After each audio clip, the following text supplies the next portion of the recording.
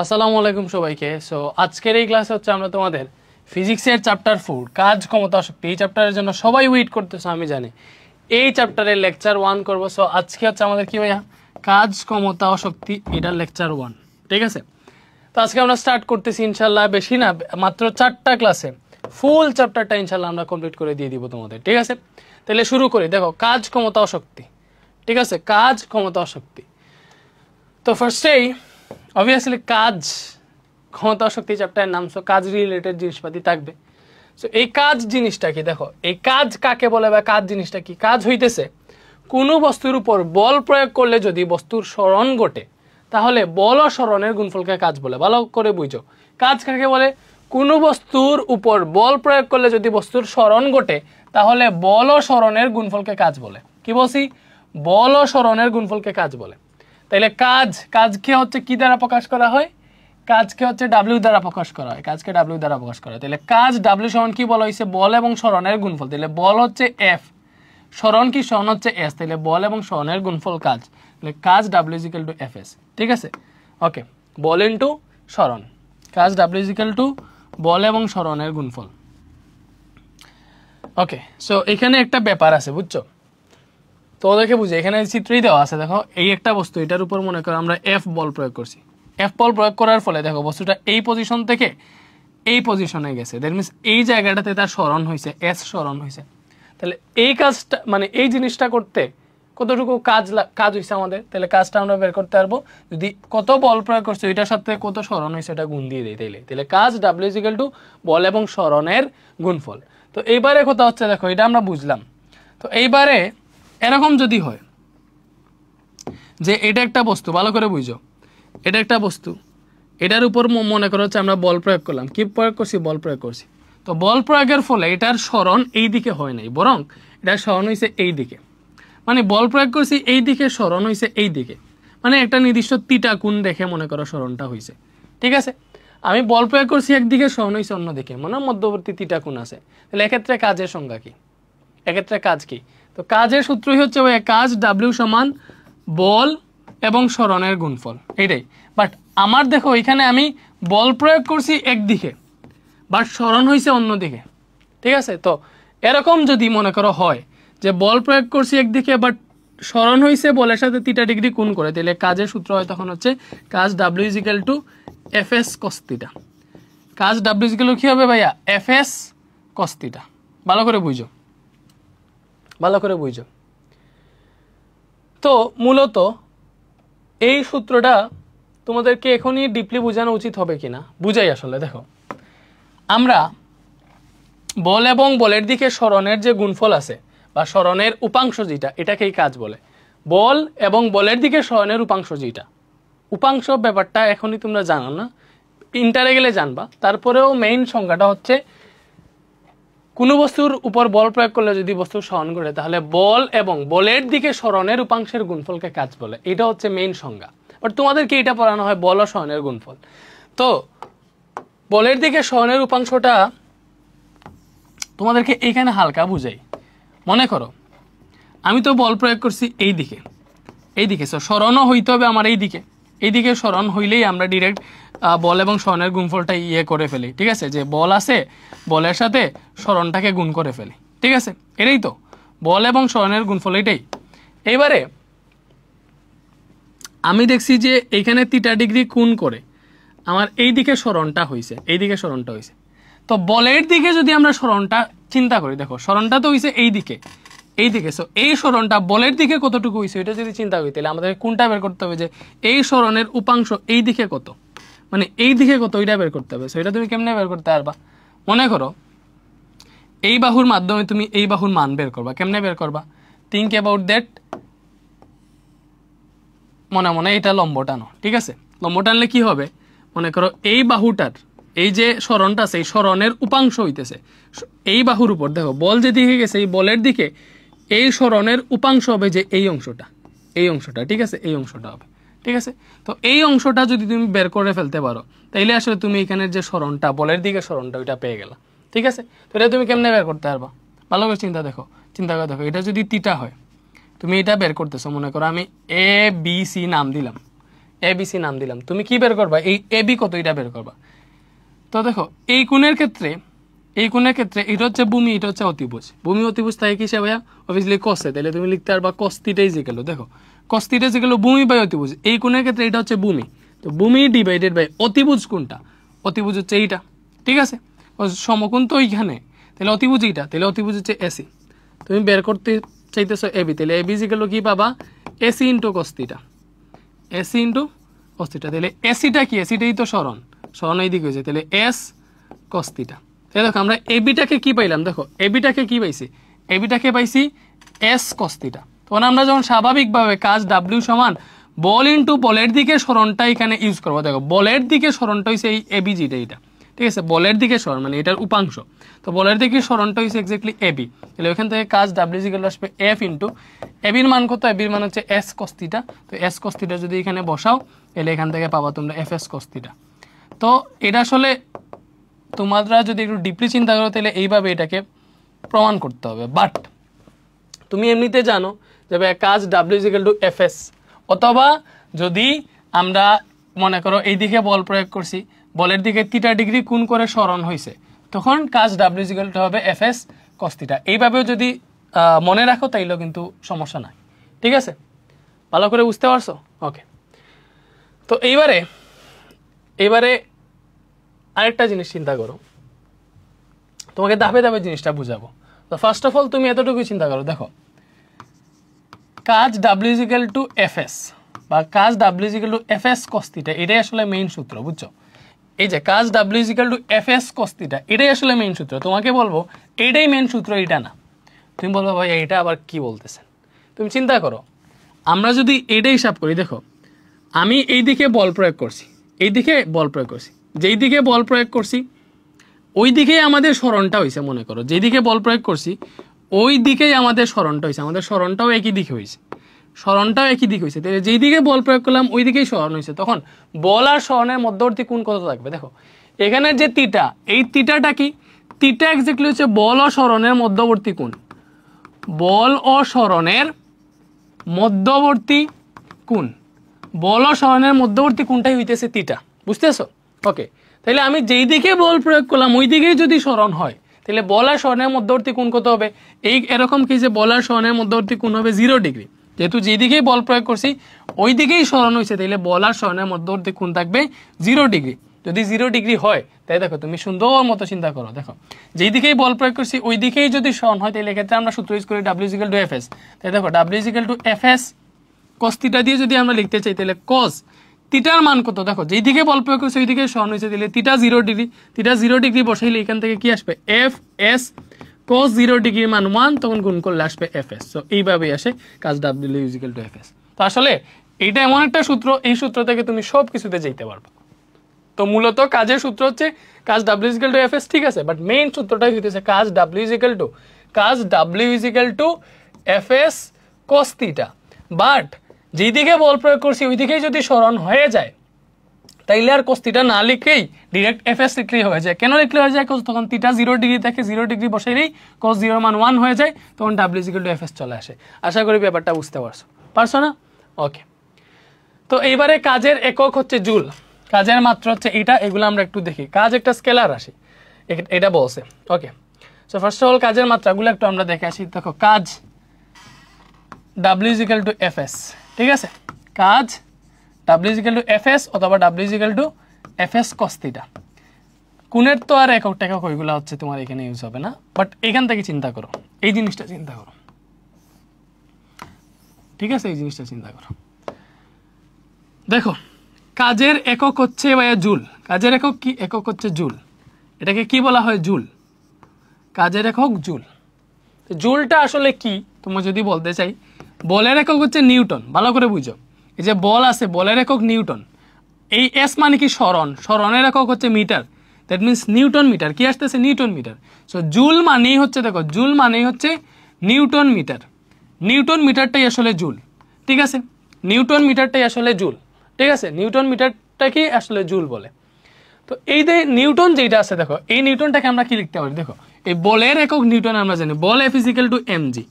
তো এখান থেকে এম মানে হচ্ছে কেজি, বলের একক কেজি, আর অভিকর্ষীয় ত্বরণের একক মিটার পার সেকেন্ড স্কয়ার আমরা জানি, বা বল F = mgও জানি, maও জানি। তো ত্বরণ যেটা, ত্বরণের একক তো তোমার মিটার পার সেকেন্ড স্কয়ার, সবাই তো আমরা এটা জানি। তো আসলে নিউটন মানে হইতেছে দেখো KG metre per second square.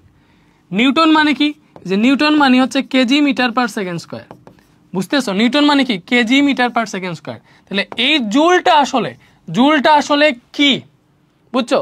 জুলটাকে spread করলে তুমি কি পাবা? ওখানে দেখছি যে স্প্রেড করলে আমরা নিউটন মিটার পাই।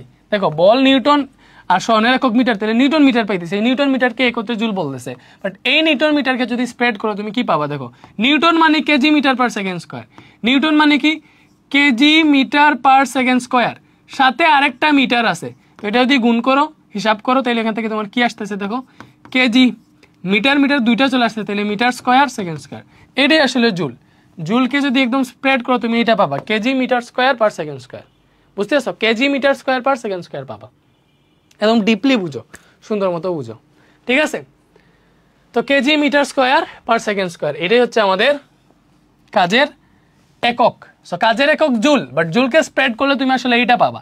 এটা এত ডিটেলসে তো আর লিখবা না, তুমি আসলে সংক্ষেপে কাজের একক জুলই লিখবা।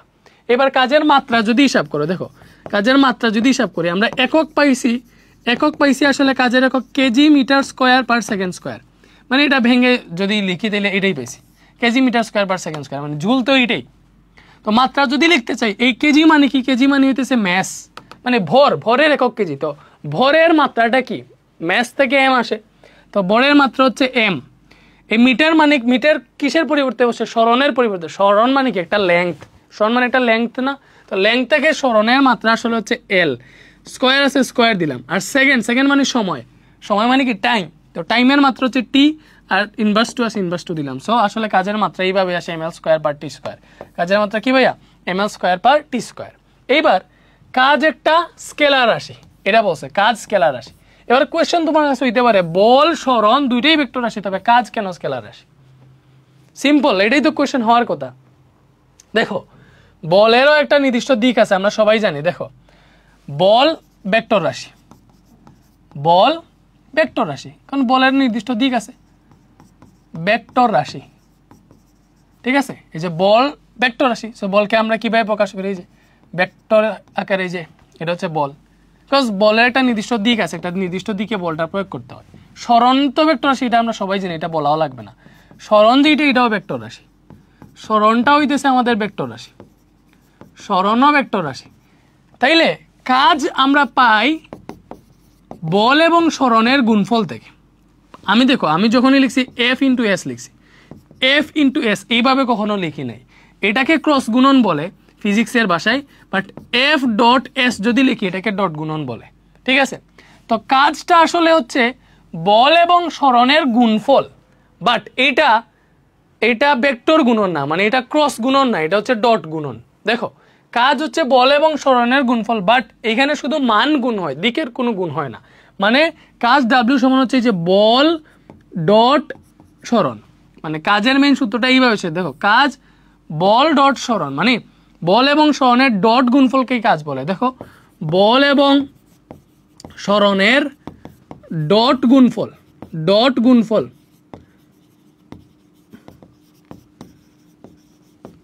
বল এবং সরণের ডট গুণফলকে, দেখো এটা হচ্ছে ডট গুণফল, ভালো করে বুঝো। এটা কি? এটা হচ্ছে ডট গুণফল। এই যে এই ব্যাপারটা ডট গুণন, ক্রস গুণন, এগুলো তোমরা ভেক্টরে গেলে পাবা ইন্টারে, এটা ডট। সো বল এবং সরণের এই ডট গুণফলকেই কাজ বলে। এবং ডট গুণফলটা আসলে ডট গুণফলে এক্স্যাক্টলি মান আসে, বুঝছো? মান আসে, দিক আসে না, ঠিক আছে? দিক আসে না। তো দিক যদি না আসে তাহলে অবভিয়াসলি এটা তো আর তোমার ভেক্টর হইল না। এইখান থেকে দেখো ডট গুণ তো এখন আর বিস্তারিত দেখাইতেছি না, বাট ইন্টারে গেলে বুঝবা যে ডট গুণন যখন আমরা করব তখনই আসলে আমাদের মান আসে। কি আসে? মান আসে। এবং একটা সূত্র আছে এ ডট বি সমান, দেখো এ ভেক্টরের সাথে বি ভেক্টরের ডট গুণন করলে এটা সমান আসবে A B cos theta. A dot B সূত্র কি? A B cos theta. তাইলে এখান থেকে আমরা চলে লিখতে পারবো, দেখো এফ ডট এস মানে কি হবে? F S cos theta. তো দেখো এখান থেকে আসলে ডট গুণফল থেকে আসলে কাজের সূত্রটা চলে আসে, ঠিক আছে? তো যদি তোমাকে বলে যে বল এবং সরণ ভেক্টর রাশি, তবে কাজ কেন স্কেলার রাশি? এর মূল কারণ হচ্ছে বল এবং সরণ ভেক্টর রাশি, তবে কাজটা আসে বল এবং সরণের ডট গুণফল থেকে। আর ডট গুণফল করলে আমাদের যে মানটা আসে ওইটা স্কেলার আসে, কারণ ওইটাতে শুধু আমরা মান বা ম্যাগনিটিউড যেটা আছে ওইটা ইউজ করি, দিক ইউজ করি না। ঠিক আছে, এটা হচ্ছে আনসার। বুঝা গেছে? তো বেশি পেরপেরি করে ফেলছি, মানে কাজটাকে ডেসক্রাইবলি বুঝাইতেছি আর কি তোমাদের, কাজ জিনিসটা আসলে কি।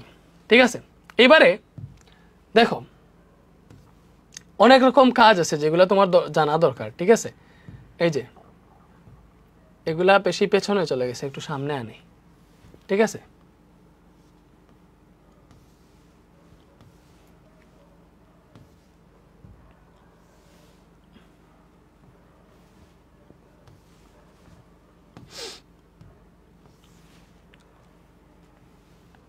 ওকে।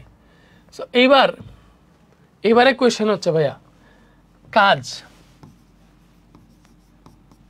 কাজ কখনো শূন্য হতে পারে কিনা। দেখো কোয়েশ্চেনটা যদি তুমি আমাকে করো ভাই, কাজ কখনো শূন্য হইতে পারে কিনা বা কাজ কি আসলে শূন্য হয়, তখন এই কোয়েশ্চেনটা আমি তোমাকে বলবো। দেখো পদার্থবিজ্ঞানের ভাষায় দারোয়ান টুলে বসে সারাদিন বাড়ি পাহারা দেয়, বাট এটা কাজ হিসেবে গণ্য হয় না। ঠিক আছে, কেন এই কাহিনীটা হয়? মনে করো দারোয়ান টুলে বসে বাড়ি পাহারা দিতেছে ঘন্টার পর ঘন্টা, বাট ওইটা আসলে ফিজিক্সের ভাষায় কোনো কাজই না।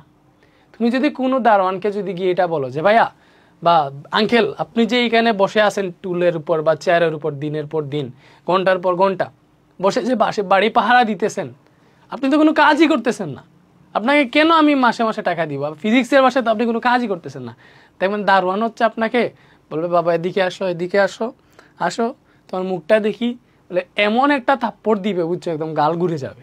ঠিক আছে, বাট এটা আসলে ফিজিক্সের ভাষায় কাজ না, বাট এক্স্যাক্টলি দারোয়ান যে বসে আছে কষ্ট করতেছে, অবভিয়াসলি ওর জন্য তাকে পেমেন্ট দেওয়া উচিত। ফিজিক্সের ভাষায় কাজ নয়, কেন? এর কারণ হইতেছে, দেখো ফিজিক্সের ভাষায় কাজ নয় কারণ ফিজিক্সের ভাষায় আমরা দেখতেছি, যদি কাজের সংজ্ঞাটা দেখতেছি আমরা, দেখো কোনো বস্তুর উপর বল প্রয়োগ করলে যদি বস্তুর স্মরণ ঘটে তাইলেই কাজ হয়। মানে কোনো বস্তুর উপর বল প্রয়োগ করার পরে যদি বস্তুর স্মরণ ঘটে, মনে করো এই একটা বস্তু, এটার উপর আমি বল প্রয়োগ করলাম, বাট এটার জায়গায় স্থির থাকলো, কোনো চেঞ্জ হইল না, মানে এটা স্মরণ শূন্য হইল। স্মরণ কি হইলো? শূন্য হইল। ঠিক আছে, কি হইলো? স্মরণ শূন্য হইল, স্মরণ এস সমান শূন্য হইলো। তখন দেখো কাজ ডাব্লিউ সমান যদি তুমি এফ এস লিখো, ঠিক আছে, বল ইন্টু স্মরণ, তাহলে বলের মান আছে বাট স্মরণের মান শূন্য, তখন আলটিমেটলি 0 চলে আসবে। ঠিক আছে, দারোয়ানের ক্ষেত্রে তো দারোয়ান একটা টুলে বসে থাকে, তার কোনো স্মরণ হয় না।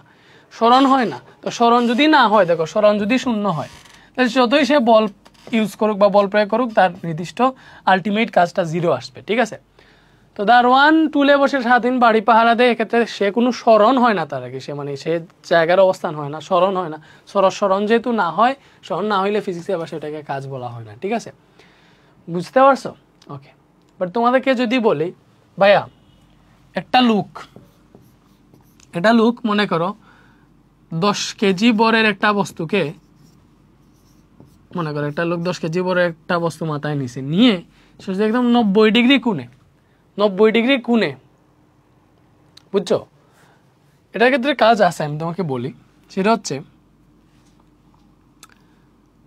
মনে করো কোনো বস্তুর উপর যদি তুমি এই দিকে বল প্রয়োগ করো, ঠিক আছে, কোনো বস্তুর উপর বল যদি তুমি এই দিকে প্রয়োগ করো এবং এটার স্মরণ যদি যেই দিকে বল প্রয়োগ করছো ওই দিকের সাথে 90 ডিগ্রি কোণে হয়, স্মরণ যদি যেই দিকে বল প্রয়োগ করছো ওই দিকের সাথে 90 ডিগ্রি কোণে যদি স্মরণ হয়, ঠিক আছে, তাহলে ওইটাতে কাজ কত হবে? দেখো একটা বস্তুর উপর তুমি এই দিকে বল প্রয়োগ করছো, বা স্মরণ হয়েছে তোমার বলের সাথে 90 ডিগ্রি অ্যাঙ্গেলে, তখন আসলে তোমার কাজ কত হবে? কাজটা হবে কি হবে না, দেখে এটা কি প্রবলেম করতেছে, বোর্ডে আঁকতেছে না মনে হইতেছে। আচ্ছা দেখো, কোনো বস্তুর উপর বল প্রয়োগে যদি বলের দিকের সাথে 90 ডিগ্রি অ্যাঙ্গেলে স্মরণ হয়, তাইলেও কাজ শূন্য হয়। কেন? কাজ ডাব্লিউ সমান এফএস কস থিটা আমরা জানি। সো থিটা যদি 90 ডিগ্রি হয় তাইলে কিন্তু তোমার কাজ শূন্য হয়। থিটা যদি 90 ডিগ্রি হয় তাহলে কাজ শূন্য হয়। কেমনে? কারণ হচ্ছে দেখো এফ এস কস 90 ডিগ্রি যদি থিটা হয় তাহলে কাজ কি হবে? শূন্য। কেন? এফ এস কস 90 ডিগ্রির মান 0, তখন গুণ করলে এটা 0 আসবে, 0 চলে আসবে। সো কোনো বস্তুর উপর বল প্রয়োগ করছো, এর স্মরণ যদি যেই দিকে বল প্রয়োগ করছো ওইটার সাথে 90 ডিগ্রি অ্যাঙ্গেলে হয়, তাইলে ওই ক্ষেত্রেও আমাদের কাজ শূন্য হবে। ঠিক আছে, বুঝতে পারছো? ওকে, এবারে আসো ধনাত্মক কাজ ঋণাত্মক কাজ, দেখো কাজ ধনাত্মক কাজও আছে ঋণাত্মক কাজও আছে। ধনাত্মক কাজ ঋণাত্মক কাজ কোনগুলা? এনে বসে বল প্রয়োগ করার ফলে যদি বলের দিকে সরে যায়, দেখো কোনো বস্তুর উপর বল প্রয়োগ করার ফলে যদি বস্তুটি বলের দিকে সরে যায় বা বলের দিকে সরণ হয় তাহলে তাকে ধনাত্মক কাজ বলে। মানে এই যে বস্তুটা আছে, দেখো এই যে বস্তুটা আছে, বস্তুর উপর বল প্রয়োগ করছো, ঠিক আছে, বস্তুর উপর বল প্রয়োগ করছো, এফ বল প্রয়োগ করছো, সো যেই দিকে বল প্রয়োগ করছো এই দিকেই তার সরণ হয়েছে, ঠিক আছে, তখন তাকে বলা হয় ধনাত্মক কাজ, W=Fs। মানে বল যেই দিকে সরণ হয় দিকে, সো দুইটাই পজিটিভ, এই দিকটা পজিটিভ মানে কি এই দিকটাকে পজিটিভ ধরছি, সো দুইটা একই দিকে আছে, দুইটাই পজিটিভ। তো বলের দিকে যদি সরণ হয় তখন হচ্ছে আমাদের পজিটিভ কাজ, W=Fs। এটাকে এইভাবেও বুঝতে পারো যে পজিটিভ কাজের ক্ষেত্রে বল আর সরণের মধ্যবর্তী কোণ হয় 0 ডিগ্রি। কি বলছি? পজিটিভ কাজের ক্ষেত্রে বল এবং সরণের মধ্যবর্তী কোণ কত হয়? 0 ডিগ্রি। কেন? যেই দিকে বল প্রয়োগ করতেছে ওই দিকে সরণ হইতেছে, দ্যাট মিনস তাদের মধ্যবর্তী কোনো কোণ নাই, কোণই 0 ডিগ্রি। আর 0 ডিগ্রি কোণ হইলে Fs cos θ থেকে থিটার মান 0 ডিগ্রি বসাও, 0 ডিগ্রি, দেখো থিটা যদি 0 ডিগ্রি বসাও তাহলে এখান থেকে আসবে Fs cos 0 ডিগ্রি মান 1, সো W=Fs। ঠিক আছে, এই যে ঠিক আছে। তো এটা হচ্ছে ধনাত্মক কাজ। আর ঋণাত্মক কাজ কোনটা? ঋণাত্মক কাজ হচ্ছে বল প্রয়োগ করার ফলে যদি বস্তুর বলের বিপরীত দিকে সরে যায়, বস্তুটি বলের বিপরীত দিকে সরে যায় বা বলের বিপরীত দিকে সরণ হয় তখন তাকে ঋণাত্মক কাজ বলে। মানে এইটা বস্তু, তো এটা মনে করো তুমি এই দিকে বল প্রয়োগ করছো, ঠিক আছে, বাট সরণ হয়েছে এই দিকে, মানে যেই দিকে বল প্রয়োগ করছো এর বিপরীত দিকে সরণ হয়েছে, মানে মধ্যবর্তী কোণ 180 ডিগ্রি। ভালো করে বুঝো, যেই দিকে বল প্রয়োগ করছো এর বিপরীত দিকে সরণ হয়েছে তখন তাকে ঋণাত্মক কাজ বলে। তো তুমি যদি এইভাবে চিন্তা করো, দেখো তুমি শুধুমাত্র Fs দিয়ে যদি চিন্তা করো তাহলে W সমান আমি যেই দিকে বল প্রয়োগ করছি বলের দিকটাকে যদি পজিটিভ ধরি তাহলে সরণ যেই দিকে হয়েছে উল্টা দিকে হয়েছে, তাহলে সরণ হয়েছে নেগেটিভ দিকে, তাহলে সরণটা হইতেছে নেগেটিভ, তখন আসবে আমাদের -Fs। আর -Fs মানে কি? মাইনাস, তো এখান থেকে আলটিমেট হিসাব করলে কাজটা আসবে ঋণাত্মক। অথবা তুমি এই সূত্র দিয়েও দেখতে পারো, বল যেই দিকে প্রয়োগ করছে সরণ বিপরীতে যদি হয়, ঠিক আছে, বল যেই দিকে প্রয়োগ হয়েছে সরণ যদি বিপরীতে হয় তাইলে মধ্যবর্তী কোণ কত ডিগ্রি? 180 ডিগ্রি। তো তুমি এই সূত্র থেকে এটা প্রমাণ করতে পারো, W সমান Fs cos θ। তো এইবার এইখানে θ কত? θ হচ্ছে 180 ডিগ্রি, 180 ডিগ্রি মানে কত? -1, 180 ডিগ্রি মানে কত? -1। তো এই হিসাব করলে -Fs আসতেছে। তো দেখছো দুইভাবে প্রমাণ করা যায় যে বল যেই দিকে প্রয়োগ করছি সরণ বিপরীত হয়েছে মানে কোণ 180 ডিগ্রি। সো এটা থেকে পাইলাম যে কাজটা ঋণাত্মক কাজ। বুঝতেছো? ওকে, সো অনেকগুলা কাজ আসলে আমরা দেখলাম। তো এইবার এইগুলো নিয়ে আসলে আমরা ম্যাথটা সলভ করি, তাইলে হচ্ছে আমরা আসলে বুঝতে পারবো জিনিসগুলা, ঠিক আছে। আর আরেকটা ব্যাপার হচ্ছে, দেখো ঋণাত্মক কাজ কেমনে হয়। মনে করো এই একটা বস্তুটাকে মনে করো পৃথিবী টানতেছে, ঠিক আছে, সো তাকে যদি অভিকর্ষজ বলের বিপরীতে উঠাও, ঠিক আছে, বা এটা চিন্তা করো সুন্দর মতো, এটা হবে, এটা ভালোভাবে চিন্তা করতে পারবা, ঠিক আছে। এটা চিন্তা করো যে একটা বড় পাথর, মনে করো একদম বড় পাথর আছে, যে এটা একটা পাথর, বড় এমন বড় পাথর। সো একটু মনে করো এই দিকটাতে ঢাল আছে, ঠিক আছে, এইভাবে রাস্তাটা। তুমি যদি এটাকে একটু ধাক্কা দেওয়ার ট্রাই করছো, তো পাথরটা তার নিজের এখান থেকে নড়ে গেছে, তখন দেখবা তুমি তো উপর দিকে তুলতে পারবে না। এটা কি হবে? তুমি এই দিকে বল প্রয়োগ করছো বাট সরণটা এই দিকে হয়ে যেতে পারে, যেই দিকে বল প্রয়োগ করছো উল্টা দিকে সরণ হয়ে যেতে পারে, তখনই আসলে ঋণাত্মক কাজটা হবে। আসে, বুঝতে পারছো ব্যাপারটা? ওকে,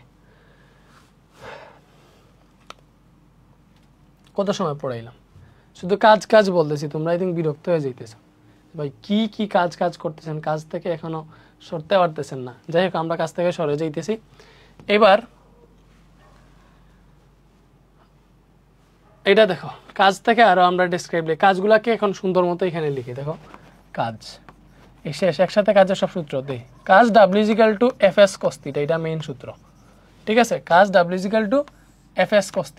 তো এখান থেকে কাজ W সমান আমরা Fs ও লিখতে পারবো, ঠিক আছে, অথবা কাজ W সমান F.S ও লিখতে পারবো, ঠিক আছে। ডট গুণন, দুইটা ভেক্টর রাশি আকারে প্রকাশ করলে তখন তাদের ডট গুণন করতে হবে, ঠিক আছে।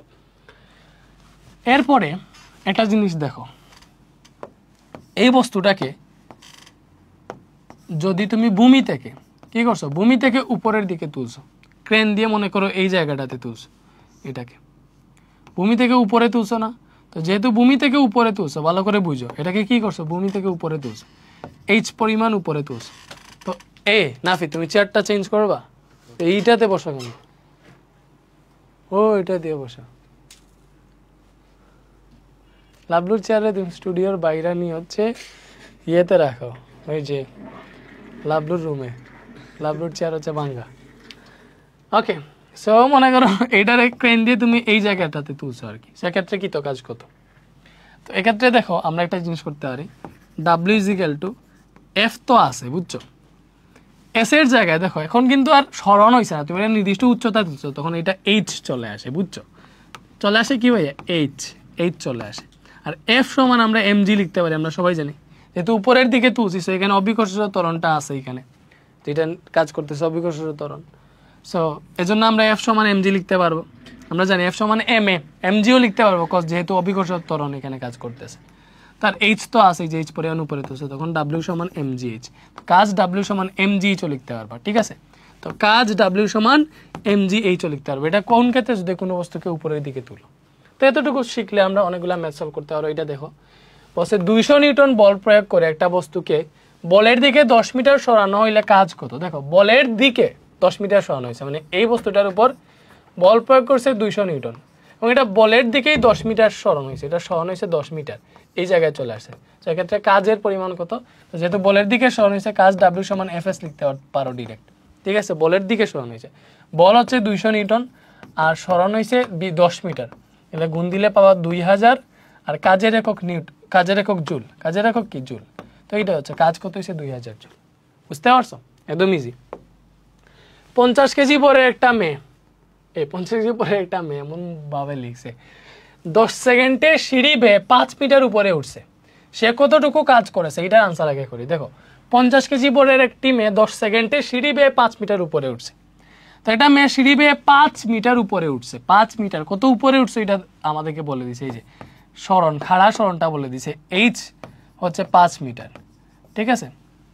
সো এক্ষেত্রে তার কাজ কত, দেখো যেহেতু সে উপরের দিকে উঠছে কাজ ডাব্লিউ সমান এমজিএইচ লিখতে পারবা।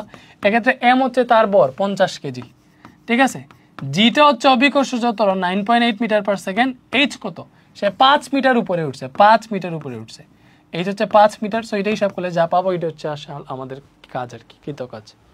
এখান থেকে হিসাব করলে যেটা আসবে এটা হচ্ছে আমাদের কৃত কাজ, 50 × 9.8 × 5 কত আসতেছে 2450, 2450 জুল, এটা হচ্ছে তার কৃত কাজ। এটাই কি, এটা তার কৃত কাজ। আশা করি বুঝতে পারছো। এইবার যদি তোমাকে আরেকটা কোয়েশ্চেন করছে, দেখো তার ক্ষমতা কত, ক্ষমতার সূত্র এখনো তোমাকে পড়াই না, তারপরও বলি, এটা পরে ডেসক্রাইবলি পড়বো। এটা করানোর ক্ষেত্রে তোমাকে জাস্ট ক্ষমতার সূত্রটা লিখে দিই। দেখো ক্ষমতা, ঠিক আছে, ক্ষমতাকে পি দ্বারা প্রকাশ করা হয় এবং ক্ষমতা ফিজিক্যাল হচ্ছে W/T। কাজকে সময় দ্বারা ভাগ দিলেই ক্ষমতা পেয়ে যাবা, কাজকে সময় দ্বারা ভাগ দিলেই ক্ষমতা পেয়ে যাবা, ঠিক আছে। সো তুমি যদি পরেরটুকু আনসার করতে চাও তার ক্ষমতা কত, তাহলে ক্ষমতা ফিজিক্যাল টু W/T। সেক্ষেত্রে সময় দেখো তার সিঁড়ি বেয়ে উঠতে কত সময় লাগছে 10 সেকেন্ড, এবং কাজ কতটুকু করছে দেওয়াই আছে, তাহলে ক্ষমতা বের করে ফেলতে পারবা। কাজ হচ্ছে 2450 জুল, সময় লাগছে 10 সেকেন্ড, তো এখান থেকে তার ক্ষমতা চলে আসবে 245, আর ক্ষমতার একক হচ্ছে ওয়াট। ক্ষমতা নিয়ে পরে আরো বিস্তারিত জান পাবা, তো এইভাবে আনসার দিয়ে দিলাম, ক্ষমতার একক ওয়াট মনে রেখো, 245 ওয়াট, ঠিক আছে। এখন আমরা কাজ রিলেটেড ম্যাথই করবো আর কি। 90 মিটার গভীর খনি থেকে 50 কেজি লোহা তুলতে কত কাজ করতে হবে, কত কাজ করতে হবে। সো কাজ দেখো আমরা যেহেতু একটা খনি থেকে মানে গভীর খনি থেকে, ঠিক আছে, 50 কেজি লোহা মনে করো, এই যে 50 কেজি লোহা এটা খনি থেকে এটাকে মনে করো উপরে তুলতেছি, ঠিক আছে, উপরে তুলতেছি। সো এই উচ্চতা কত, 90 মিটার গভীর খনি, সো এটা 90 মিটার, এইচ দেওয়া আছে, এইটা তোমাকে কাজ বের করতে হচ্ছে যেহেতু উপরের দিকে তুলতেছি আমরা, সো এইচ আছে, সো আমরা কাজ W ডিরেক্ট এমজিএইচ লিখে ফেলবো। সেখানে কতটুকু তুলতেছি লোহা 50 কেজি, আর জি তো অভিকর্ষজ ত্বরণ 9.8 মিটার পার সেকেন্ড, এইচ কত 90 মিটার গভীর খনি থেকে তুলতেছি, সো এইচ হচ্ছে 90 মিটার, এটা হিসাব করলে যেটা পাবো এটা হচ্ছে আনসার। এখান থেকে কাজ কত আসে দেখো, এটা আসতেছে 44100, তো 44100 কাজের একক জুল, এত কাজ করতে হবে, ঠিক আছে। ওকে, এটা কি বলছে, একটা ইঞ্জিন 20 মিটার উচ্চতায় অবস্থিত 2000 লিটার ধারণ ক্ষমতা সম্পন্ন ট্যাঙ্ক, 30 মিনিটে পূর্ণ করতে ইঞ্জিন দ্বারা কৃত কাজ কত? আচ্ছা, একটা ইঞ্জিন 20 মিটার উচ্চতায় অবস্থিত 2000 লিটার দহন ক্ষমতা সম্পন্ন ট্যাঙ্ক পূরণ করবে আর কি। 30 মিনিটে করুক আর যাই করুক, যেহেতু কৃত কাজ বের করতে বসে, কাজ বা কৃত কাজ, সো কৃত কাজ W=mgh, ঠিক আছে? কাজ কৃত কাজে কি? তো কৃত কাজ, তো দেখো তার ভর কত, সে 2000 লিটার দহন ক্ষমতা সম্পন্ন ট্যাঙ্ক পূরণ করবে। দ্যাট মিনস সে 2000 লিটার পানি হচ্ছে ট্যাঙ্কের মধ্যে তুলতে হবে, যেহেতু 2000 লিটার দহন ক্ষমতা আছে ট্যাঙ্কের। 2000 লিটার আর কেজি কি কথা, দ্যাট মিনস সে 2000 কেজি পানি তুলবে। তো এম হচ্ছে আসলে 2000 কেজি, জি হচ্ছে 9.8, এবং সে কত মিটার উপরে তুলবে? 20 মিটার উচ্চতায় আছে এই ট্যাঙ্কটা, দ্যাট মিনস সে 20 মিটার উপরে তুলবে। সো এইচ হচ্ছে 20, এটা হিসাব করলে তার কৃত কাজ পেয়ে যাবা। সো অনেক ধরনের কাজের ম্যাথ আমরা করতেছি, আশা করি তোমরা বুঝতেছো। এত জুল আছে 3,92,000 জুল, আশা করি বুঝতেছো না? ওকে, এরপরে আচ্ছা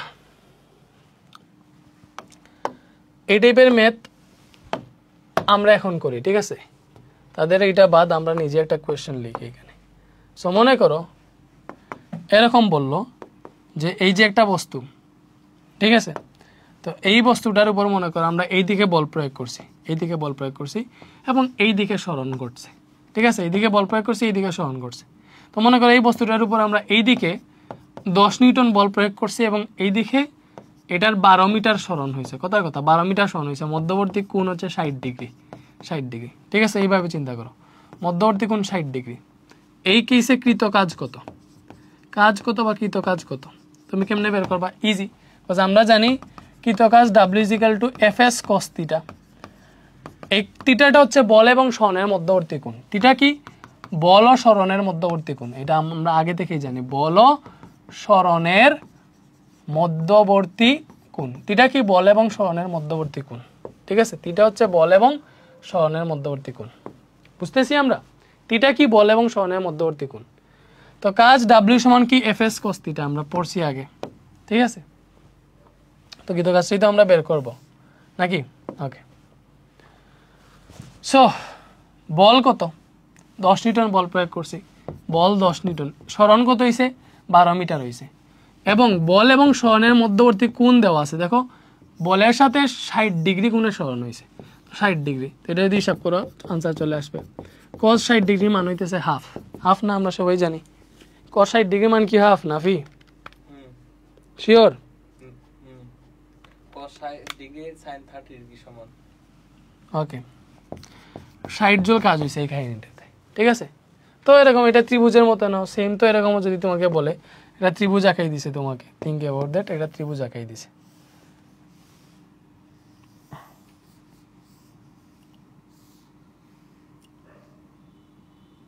ঠিক আছে? মনে করো বললো এই একটা ব্লক আছে, এইদিকে বল প্রয়োগ করছে তোমাকে হচ্ছে 100 নিউটন, ঠিক আছে? এটা মনে করো দিছে হচ্ছে তোমাকে, এটা দিছে মনে করো 10 মিটার, ঠিক আছে? সো এটাকে মনে করো এইদিকে বল প্রয়োগ করছে, এবং এটা এই কোণটা 30 ডিগ্রি, এবং এটা হচ্ছে এই জায়গাটাতে উঠছে, ঠিক আছে? তো এটাকে এইদিকে বল প্রয়োগ করে মনে করো ABC, ঠিক আছে? তো এই এসিতে মনে করো এই ব্লকটাকে বল প্রয়োগ করে, এদিকে বল প্রয়োগ করে এই যে সি বিন্দুতে তুলতে কৃত কাজ কত হবে? সো সেম ভাবে করবো, W=mgh। এম মনে করো দিয়ে দিছে এই ব্লকের বর 10 কেজি, কথার কথা। সেম এইভাবে কোয়েশ্চেন পাইতে পারো। তো M 10, G 9.8, ঠিক আছে? বাট W=mgh না, এইগুলোর ক্ষেত্রে দেখো কি বসাবা? W=Fs cos θ। কেন cos Fs cos θ বলো? Fs cos θ কেন? cos বল একদিকে দিছে, সরণ অন্য দিকে করছে, মানে নির্দিষ্ট কোণে আর কি। তো বল বলে দিছে 100 নিউটন, সরণ হয়েছে 10 মিটার, কজ কত ডিগ্রি কোণে সরণ হয়েছে? 30 ডিগ্রি। এটা বসাই আছে, এটা আনসার আসে, এটাই আনসার। বুঝতেছো? ওকে, তো আমরা অনেক জিনিসই ক্লিয়ার হইলাম। এরপরে আসো হচ্ছে শক্তি। এরপরে কি? শক্তি হচ্ছে ভাইয়া কাজ করার ক্ষমতাই হচ্ছে শক্তি, বা কাজ করার সামর্থ্যকে শক্তি বলে। কাজ করার ক্ষমতা অথবা কাজ করার সামর্থ্যকে শক্তি বলে, শক্তি বলে, ঠিক আছে? কাজ করার ক্ষমতাই শক্তি, বা কাজ করার সামর্থ্যই হচ্ছে শক্তি। শক্তির এককও জুল, কাজের মতো। শক্তির মাত্রাও কাজের মতো, যেহেতু দুইটাই সেম। শক্তি একটা স্কেলার রাশি, ঠিক আছে? আর মনে রাখবা ধনাত্মক কাজ যে আমরা পড়ছিলাম, ধনাত্মক কাজ মানে হচ্ছে বস্তুটিকে শক্তি দেওয়া, বুঝছো, এক্সটার্নাল শক্তি দেওয়া, ঠিক আছে। আর ঋণাত্মক কাজ মানে হইতেছে বস্তু থেকে শক্তি সরিয়ে নেওয়া, বস্তু থেকে শক্তি সরিয়ে নেওয়া। ঋণাত্মক কাজ মানে কি? বস্তু থেকে শক্তি সরিয়ে নেওয়া। এই দুইটা জিনিস মনে রাখো, এমসিকিউতে কাজে আসতে পারে, ঠিক আছে। ওকে, তো এবার আমরা বলবো যান্ত্রিক শক্তি। দেখো, বস্তুর অবস্থান, আকার এবং গতির কারণে যে শক্তি পাওয়া যায় তাকে যান্ত্রিক শক্তি বলে। যান্ত্রিক শক্তির সংজ্ঞা আমরা পাইলাম, বস্তুর অবস্থান, আকার এবং গতির কারণে যে শক্তি পাওয়া যায় সেটাই আসলে যান্ত্রিক শক্তি। যান্ত্রিক শক্তি দুই ধরনের, একটা হচ্ছে গতিশক্তি আর একটা হচ্ছে বিভব শক্তি। কি বলছি? যান্ত্রিক শক্তি দুই ধরনের, একটা হচ্ছে গতিশক্তি আর একটা হচ্ছে বিভব শক্তি। এইবারে এই যে আমরা আসছি গতিশক্তি, বিভব শক্তিতে। সো গতিশক্তির সূত্র যদি আমি তোমাকে বলি, গতিশক্তিকে টি দ্বারা প্রকাশ করা হইতেছে তোমাদের বইয়ে। টি দ্বারা প্রকাশ করতেছে গতিশক্তি, বলতেছে দেখো গতি থেকে শক্তি এসেছে, অবভিয়াসলি মনে করো একটা ব্যাগ থেকে কোনো বস্তুর উপর তুমি বল প্রয়োগ করছো, ওইটার ফলে একটা ব্যাগ সৃষ্টি হয়েছে বা যাই হোক, তখন আমাদের যে শক্তিটা হয় ওইটাই গতিশক্তি, অবভিয়াসলি ব্যাগ থাকবে। গতিশক্তির সূত্র হচ্ছে হাফ এমভি স্কোয়ার। গতিশক্তির সূত্র কি? Half MV square. এবং বিভব শক্তি হচ্ছে, বিভব শক্তিকে বি দ্বারা প্রকাশ করা হয়। বিভব শক্তি মানে হচ্ছে V is equal to MGH. বিভব শক্তি কি? বিভব শক্তি V is equal to MGH, আর গতিশক্তি হাফ এমভি স্কোয়ার। এইবার আমরা এগুলাকে ডিসক্রাইবলি দেখবো। গতিশক্তি হাফ এমভি স্কোয়ার, এটা আসলে কেন হাফ এমভি স্কোয়ার হয়েছে, ঠিক আছে। নিউটনের, আচ্ছা এখানে তো গতিশক্তির সংজ্ঞা দেওয়া হয়েছে, কোনো বস্তুর গতির কারণে, দেখো কোনো বস্তুর গতির কারণে কাজ করার যে সামর্থ্য লাভ করে তাকে গতিশক্তি বলে। কোনো বস্তু তার গতির কারণে কাজ করার যে সামর্থ্য লাভ করে তাকেই গতিশক্তি বলে, ঠিক আছে। তো কাজের সূত্র নিউটনের সমীকরণ থেকে আমরা গতিশক্তির সূত্রটা প্রমাণ করব, ঠিক আছে। গতিশক্তির সূত্র T is equal to half MV square পাইছি। এটা আসলে কেমনে আসছে ওইটা তো আমরা জানি না। সো আমরা দেখো এখান থেকে পাইলাম গতির কারণে যে কাজ করার সামর্থ্যটা হয় তাই গতিশক্তি, ঠিক আছে। মনে করো এই একটা বস্তু, এটা বস্তুর উপর আমি বল প্রয়োগ করে এটাকে গতিশীল করলাম, এটা একটা বেগপ্রাপ্ত হইল। সো গতিশীল করি যদি, তাহলে অবভিয়াসলি এটার একটা গতিশক্তি লাভ করবে, ঠিক আছে। আমরা তো এটাও জানি যে একটা বস্তুর উপর বল প্রয়োগ করলে তার নির্দিষ্ট পরিমাণ যে সরণ হয়, বল আর সরণের গুণফলটাই কাজ। আমরা তো এখানে করছি বল প্রয়োগ করছি, এটা সরণ হয়েছে, সরণের সাথে তার একটা বেগও সৃষ্টি হয়েছে, বেগও সৃষ্টি হবে স্বাভাবিক, যেহেতু বল প্রয়োগ করতেছি। বেগের কারণে কি হয়েছে? গতিশক্তি সৃষ্টি হয়েছে। তাইলে এই গতিশক্তিটাই আসলে কাজ, বা এইভাবে আছে গতিশক্তির পরিবর্তনটাই হইতেছে কাজ, ঠিক আছে।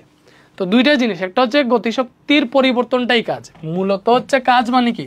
কাজ মনে হচ্ছে গতিশক্তির পরিবর্তন, ঠিক আছে। গতিশক্তির পরিবর্তনটাই হচ্ছে কাজ। কেমনে? দেখো আমি তোমাকে যদি বুঝাই, আমি চাইলে বলতে পারতাম যে এই যে কাজ সমানই গতিশক্তি, এটাও বলা যায় যদি তুমি এটা ইনিশিয়াল স্টেজ থেকে শুরু করো, মানে তার আগে যদি কোনো গতিশক্তি না থাকে, মানে তার ইনিশিয়াল বেগ যদি 0 মিটার পার সেকেন্ড হয়, মানে সে যদি স্থির অবস্থান থাকে, ওই স্থির অবস্থান থেকে তাকে একটা গতিশক্তি দিছো তুমি, তখন তুমি কাজ সমান গতিশক্তি বলতে পারবা, ঠিক আছে। কাজ সমান গতিশক্তি বলতে পারবা। কেন বলতে পারবা একটু পরে বুঝাবো। তুমি কাজ সমান কি বলতে পারবা? গতিশক্তি বলতে পারবা, ঠিক আছে। আর যদি সে আগে থেকে একটা বেগ প্রাপ্ত আছে, মনে করো ইউ সমান 5 মিটার পার সেকেন্ড, কথার কথা, তাকে বেগ মানে বল প্রয়োগ করছো, সে এখন নতুন বেগ প্রাপ্ত হয়েছে V is equal to 15 metre per second. তো এই ক্ষেত্রে কিন্তু দেখো তার এই জায়গায় একটা গতিশক্তি ছিল, সেটা হচ্ছে মনে করো বেগ যদি ইউ হয় তাহলে গতিশক্তি তো হাফ এমভি স্কোয়ার, এখানে যেহেতু ইউ বেগ হাফ এম ইউ স্কোয়ার হবে, এখানে যেহেতু বি বেগ তাহলে হাফ এমভি স্কোয়ার হবে। সো এখানে আমরা দুইটা গতিশক্তি পাইতেছি, এটা মনে করো T1, এটা হচ্ছে T2। সো দুইটা গতিশক্তি পাইতেছি না? দুইটা গতিশক্তি পাইতেছি। তখন আমাদের গতিশক্তির পরিবর্তনটাই দেখো, এই যে গতিশক্তি দুইটার পরিবর্তন, ঠিক আছে। মনে করো এটা প্রথম গতিশক্তি, এটা শেষ গতিশক্তি, সো শেষটা থেকে প্রথমটা যদি বিয়োগ দিই, ঠিক আছে, তো গতিশক্তির পরিবর্তনটাই আসলে আমাদের কাজ হবে। গতিশক্তির পরিবর্তনটাই কাজ, ঠিক আছে। তো কাজ আমরা T2 সমান কি লিখতে পারবো? যে half M U square minus half M V square, ঠিক আছে। গতিশক্তির পরিবর্তনটাই আসলে কাজ। সো এইভাবে এটা চাইলে লিখতে পারবো, ঠিক আছে। মানে সামনে কি ঘটবে এগুলো আসলে তোমাকে হালকা পাতলা দেখিয়ে দিলাম, বাট এখন আসলে আমরা সূত্রটা প্রমাণ করি যে কাজ মানেই আসলে আমরা গতিশক্তিটা পেয়ে গেলাম, ঠিক আছে। কেমনে? যদি সে ইনিশিয়াল স্টেজ থেকে শুরু করে, দেখো ইউ যদি 0 মিটার পার সেকেন্ড হয়, তার আদিবেগ যদি 0 মিটার পার সেকেন্ড হয় তাহলে কাজ আর গতিশক্তিটাই সমান। তো এই কাজের সূত্র থেকে আমরা গতিশক্তির সূত্র পেয়ে যাব। তুমি চিন্তা করো এই বস্তুটার উপর, এই বস্তুর আদিবেগ ছিল 0 মিটার পার সেকেন্ড, মানে সে স্থির অবস্থায় ছিল। এটার উপর তুমি এফ বল প্রয়োগ করছো। এফ বল প্রয়োগ করার ফলে এটা একটা নির্দিষ্ট বেগ প্রাপ্ত হয়েছে, নির্দিষ্ট বেগ প্রাপ্ত হয়েছে, ঠিক আছে। তো নির্দিষ্ট বেগ প্রাপ্ত হইলে সে একটা গতিশক্তি লাভ করছে। কি লাভ করছে? গতিশক্তি লাভ করছে। ভালো করে বুঝো, সে কি লাভ করছে? এটা গতিশক্তি লাভ করছে। এই গতিশক্তিটা কত আমরা এটাই বের করব।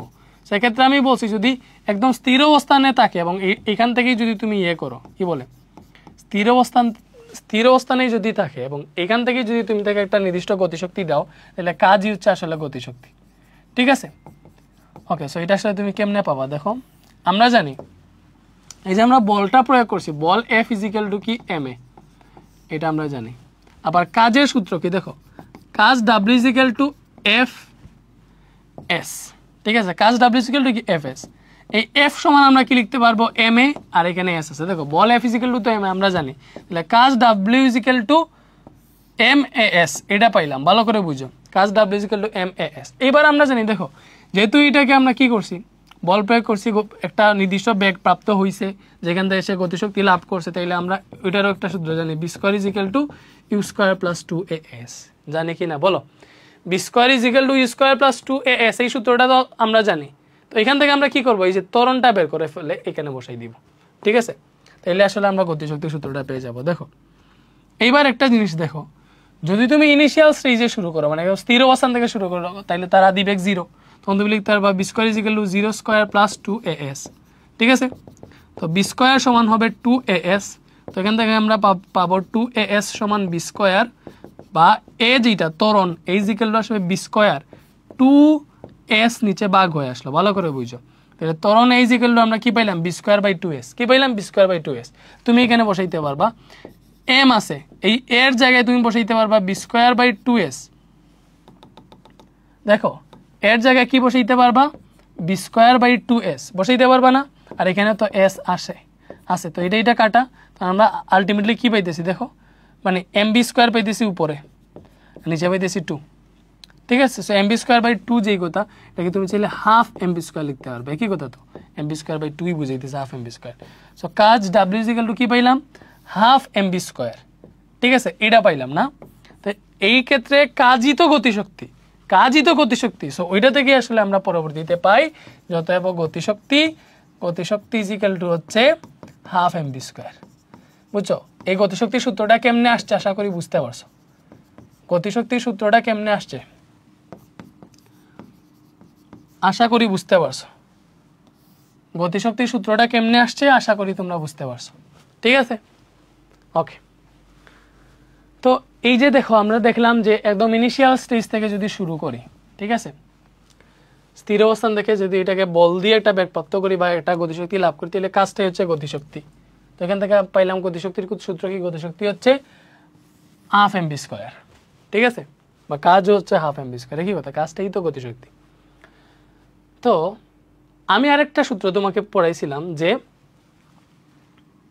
এখানে দেখো কাজ সমান গতিশক্তির পরিবর্তন, কাজ সমান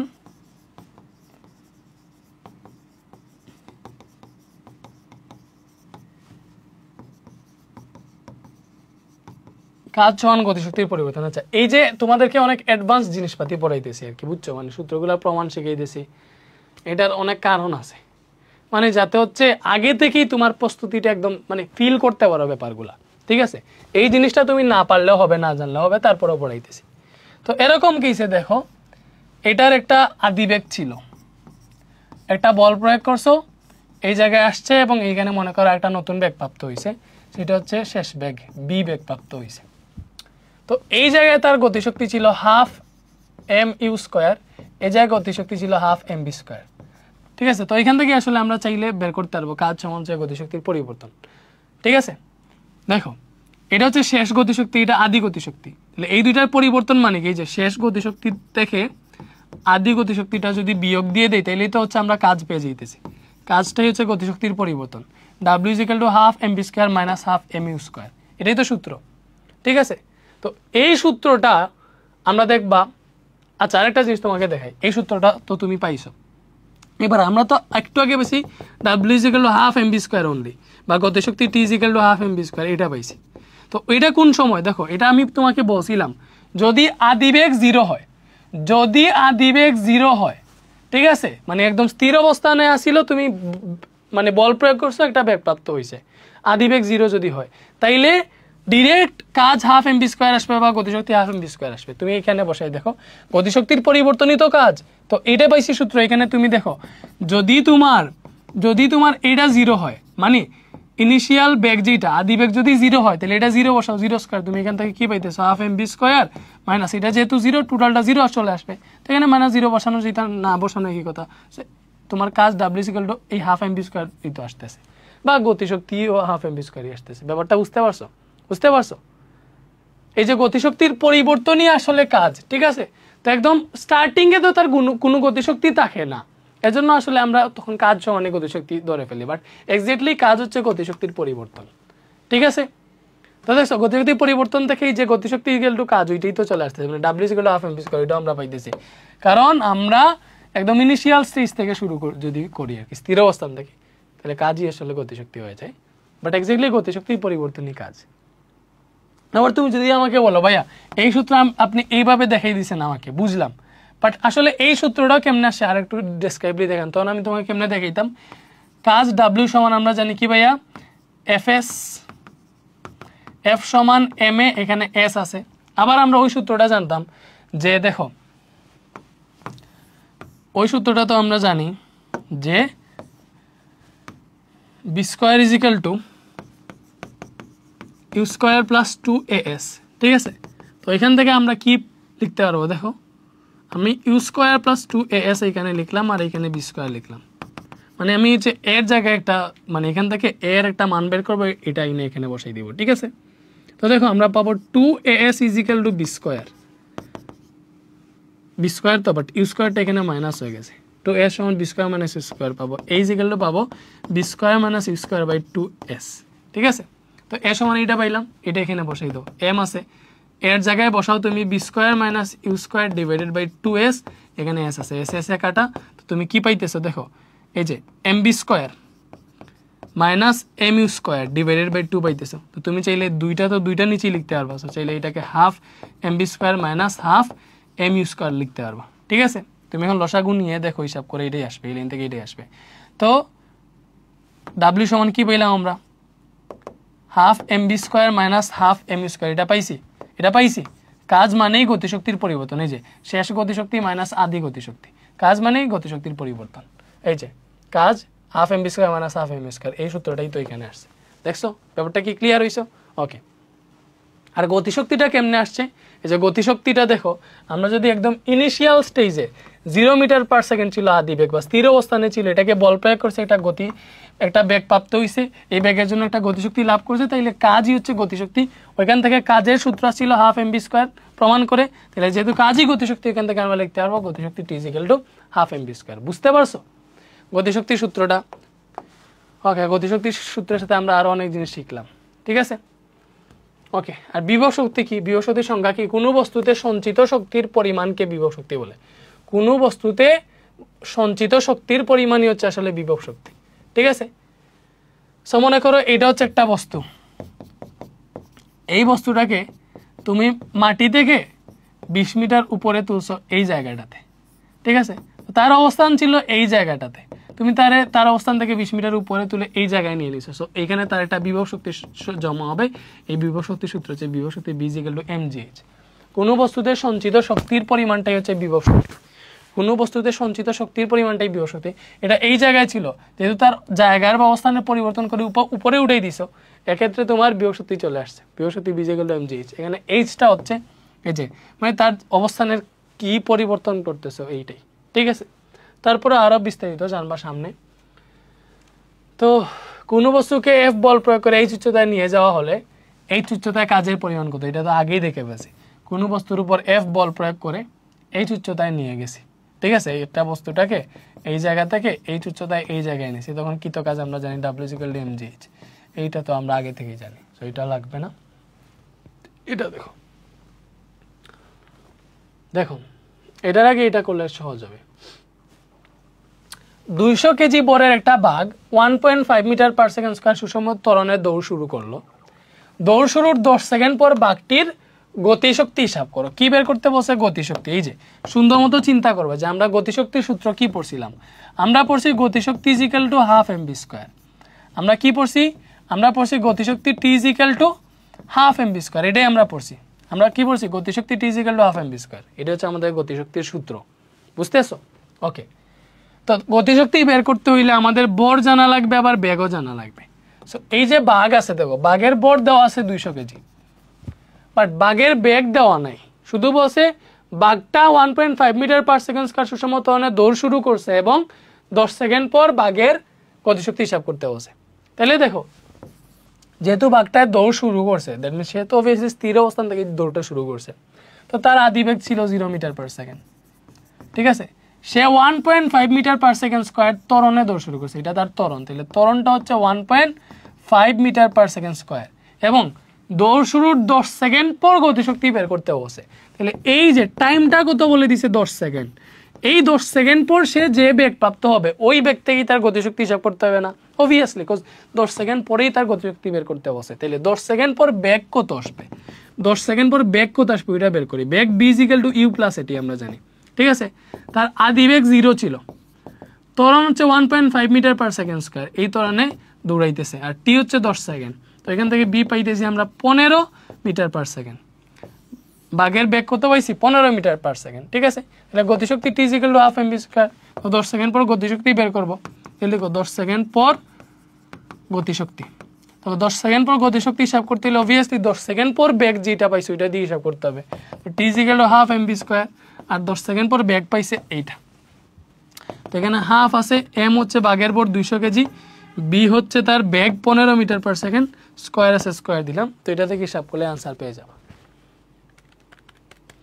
ক্যালকুলেশন মিস্টেক, এমনিতে সব নিয়ম টিয়ম ঠিক আছে, মাঝে মধ্যে যদি ক্যালকুলেশন মিস্টেক হয়ে যায়, মনে করো এটা হিসাব করতে ভুল করে ফেলছে, এটা তোমরা ক্যালকুলেটার টিপে ঠিকঠাক করে নিও, বাট আশা করি ভুল করতেছি না। তো গতিশক্তির একক জুল, বিভব শক্তির একক জুল, এগুলো তো শক্তির একক জুল, তো জুলই দিবা। সো 10 সেকেন্ড পর বাঘের গতিশক্তি কত? 22,500 জুল। এইটা দেখো 55 কেজি বরের একজন বালক বা 55 কেজি বরের একজন শিক্ষার্থী স্থির অবস্থা থেকে সুষম ত্বরণে 200 মিটার দূরত্ব অতিক্রম করতে 20 সেকেন্ড সময় নেয়। প্রদত্ত দূরত্ব অতিক্রান্ত করার মুহূর্তে শিক্ষার্থীর গতিশক্তি নির্ণয় করো। মানে কি? এই যে একটা শিক্ষার্থী সুষম ত্বরণে 20 সেকেন্ডে 200 মিটার দূরত্ব অতিক্রম করছে, এই 200 মিটার দূরত্ব অতিক্রমের মুহূর্তেই তার গতিশক্তি কত? তো গতিশক্তি মানেই হচ্ছে হাফ mv স্কয়ার। তো তার বর তো দেওয়া আছে 55 কেজি, বাট বেগটা যদি না জানি তাহলে গতিশক্তি বের করতে পারবো না। সো বেগ কেমনে পাবো? দেখো এখানে তো দিছে সে স্থির অবস্থান থেকে যাত্রা শুরু করছে, দ্যাট মিন্স আদি বেগ 0 বলে দিছে। ভালো করে বুঝো, আদি বেগ 0 বলে দিছে। স্থির অবস্থান থেকে যাত্রা শুরু করছে মানে কি? আদি বেগ 0 বলে দিছে। ঠিক আছে, বাট সে 200 মিটার দূরত্ব অতিক্রম করছে 20 সেকেন্ড, এবং এই যে 200 মিটার দূরত্ব অতিক্রম করছে এই দূরত্বটা অতিক্রম করার মুহূর্তেই তার গতিশক্তি হিসাব করতে হবে। মানে 200 মিটার দূরত্ব গেছে, যে এই 200 মিটার দূরত্ব যাওয়ার পর যে বেগ প্রাপ্ত হবে ওই বেগ দিয়ে গতিশক্তিটা বের করতে হবে। কারণ কোশ্চেনই বলে দিছে প্রদত্ত দূরত্ব অতিক্রান্ত করার মুহূর্তে, মানে এই 200 মিটার দূরত্ব অতিক্রান্ত করার মুহূর্তেই তার গতিশক্তি বের করব। তো আমরা এটা বের করব যে এই 200 মিটার দূরত্ব অতিক্রম করার সময় তার বেগ কত ছিল। তো এখানে আদি বেগ দেওয়া আছে 0 মিটার পার সেকেন্ড। দেখো আদি বেগ 0 মিটার পার সেকেন্ড দেওয়া আছে না? অবভিয়াসলি। এবং কত সময় লাগছে? আচ্ছা, সে কত দূরত্ব গেছে? 200 মিটার। কত সময় গেছে? 20 সেকেন্ডে গেছে। 20 সেকেন্ডে। ত্বরণ দেওয়া নেই। তো যেহেতু বেগ বের করব, ঠিক আছে, b square is equal to e square plus 2s, s is equal to ut plus half at square, এটা একটা। আর সূত্র কি? s is equal to u plus v by 2 into t। দেখো এবার দেখো আমরা যেহেতু শেষ বেগটা বের করবো, তার কি বের করবো? বেগ বের করব। যে এই 200 মিটার দূরত্ব অতিক্রম করতেছে, এই দূরত্বটা অতিক্রম করার মুহূর্তে তার বেগ কত? তো দেখো s is equal to ut plus half at square যদি বসাই, তো এখান থেকে তো আমার বেগই নাই, এই বেগটাই বের করতে পারবো না, এটা দিয়ে হবে না। b square is equal two square plus 2as বসাইলে এইখানে বেগ বের করতে হলে ত্বরণও লাগবে, বাট ত্বরণ এইখানে দেওয়া নাই। আমাদের কোনটা ইউজ করতে হবে, তাহলে আমরা এটা ইউজ করি, S is equal to U plus V by 2 into T. দেখো এটা দিয়ে যদি ব্যাক বের করতে চাই এস ইউটি লাগবে, এস ইউটি এখানে দেওয়া আছে। দেখছো কেন এই সূত্র ইউজ করতেছি? তো তুমি লিখবা আমরা জানি S is equal to U plus V by 2 into T, এটাই সূত্র, এটাই আমরা জানি। এস ইজ ইকুয়াল টু কি ভাইয়া? U plus V by 2 into T. ঠিক আছে, তো এইবারে দেখো অতএব এস ইজ ইকুয়াল টু আমরা কি বের করবো? বি বের করবো। তাইলে দেখো এস হচ্ছে 200 মিটার বলে দিছে। ঠিক আছে, আদি বেগ 0 প্লাস বেগটা বের করবো ডিভাইডেড বাই 2 আছে নিচে, আর টাইম কত? টাইম হচ্ছে 20 সেকেন্ড। তো টাইমটা 20 সেকেন্ড বসাইলাম, মানগুলা বসাইছি আর কি। তো এখানে আমরা কি পাইতেছি? বি বাই 2 ইন্টু 20 আছে, আর এখানে পাইতেছি 200। তো এখানে কি পাইলাম দেখো 10b, 2 দিয়ে 20 আসলে 10, এখানে 200। এখান থেকে বি জিগুলো পাইলাম 200 আছে, 10টা নিচে ভাগ হয়ে গেল, তাহলে 20 মিটার পার সেকেন্ড পাইলাম। কি পাইলাম? এই যে 200 মিটার অতিক্রম করার মুহূর্তেই তার বেগ ছিল 20 মিটার পার সেকেন্ড। তাহলে ওই টাইমে যদি তার গতিশক্তি বের করতে চাও, তাহলে ওই গতিশক্তিটা কি হবে? T is equal to half M V square হবে। তো হাফ এম কত? তার বড় হচ্ছে 55 কেজি, আর বেগ কত? 20 মিটার পার সেকেন্ড পাইছি। তো এটা হিসাব করলে যেটা আসবে ওইটাই আনসার।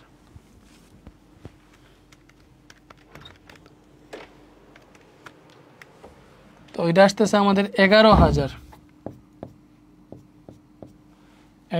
গতিশক্তি, 11,000 জুল। ঠিক আছে, বলো বুঝা গেছে? ওকে, আশা করি তোমরা বুঝতে পারতেছো, না বুঝার কিছু নাই।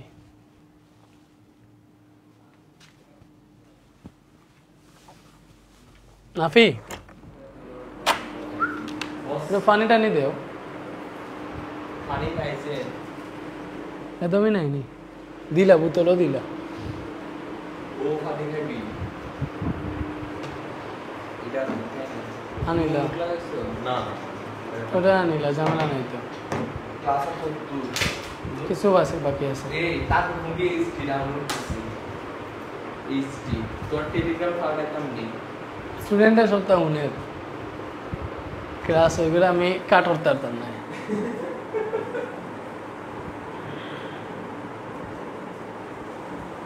এটা কি নাম্বারের ভিডিও? এটা ভালো কাজ করতেছে। শিডিউলে রেখে দাও কালকে একটা।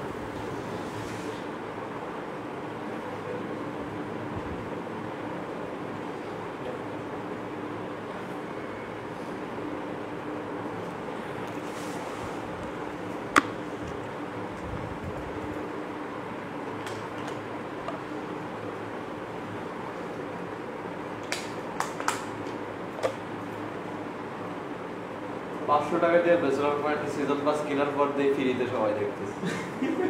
আমিও ভিডিও দেখছি।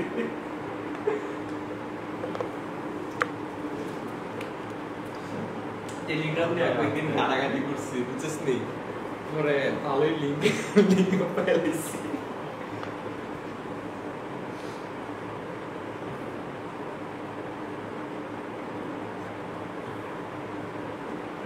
নাফি हमारे पाटाइस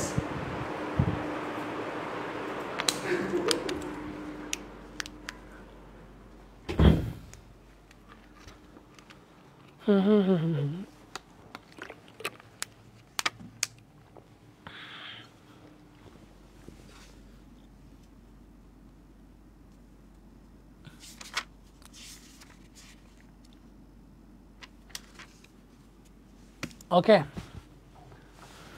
এরপরে দেখি কোয়েশ্চেনগুলো বুঝতেছি আমরা না। 100 গ্রাম বরের বস্তুকে 49 মিটার উপর থেকে ছেড়ে দেওয়া হলে বস্তুটির সর্বোচ্চ গতিশক্তি কত? দেখো কি বলছে, মনে করো 100 গ্রাম বরের একটা বস্তু, এই যে 100 গ্রাম বরের একটা বস্তু, 100 গ্রাম মানে কি 0.1 কেজি, এটা আমরা জানি। শেষ 1000 দিয়ে ভাগ দিলে কেজিতে চলে যাবে। তো এটাকে 49 মিটার উপর থেকে ছেড়ে দেওয়া হয়েছে, মানে এই যে 49 মিটার উপর থেকে ছেড়ে দিয়েছে। এই যে এই উচ্চতাটা কত? 49 মিটার। সো 49 মিটার উপর থেকে ছেড়ে দিয়েছে, সো 49 মিটার দূরত্ব অতিক্রম করে সে ভূমিতে এসে আঘাত করবে। ঠিক আছে, তো 49 মিটার উপর থেকে ছেড়ে দিছে, তো বস্তুটির সর্বোচ্চ গতিশক্তি কত? এই সর্বোচ্চ গতিশক্তিটা হইতেছে, দেখো উপর থেকে যখন সে নিচে ছেড়ে দিবে তখন সে অবভিয়াসলি দেখো গতিশক্তি কত, হাফ এমবি স্কোয়ার। গতিশক্তি সূত্র কত? Half MB square. ভালো করে বুঝো, এই যে বি স্কোয়ার আছে, এই বি স্কোয়ার সমান আমরা জানি ইউ স্কোয়ার প্লাস 2gh। তো উপর থেকে যখন কোনো বস্তু ফেলা হয় তখন তার ইনিশিয়াল স্টেজে যখন ফেলা হবে তখন তার কোনো ব্যাগ থাকে না, আদিবেগ 0 থাকে, বুঝছো? উপর থেকে ফেলার সময় আদিবেগ কি থাকে? 0 থাকে। আদিবেগ যেহেতু 0, তাহলে তুমি এখান থেকে বি স্কোয়ার সমান, এটা যেহেতু 0, এটা 0 হয়ে যাবে, তাহলে তুমি 2gh লিখতে পারবা। ইউটা কি? ইউটা 0 হয়ে যাবে, ঠিক আছে? 0, এটা 0, ঠিক আছে?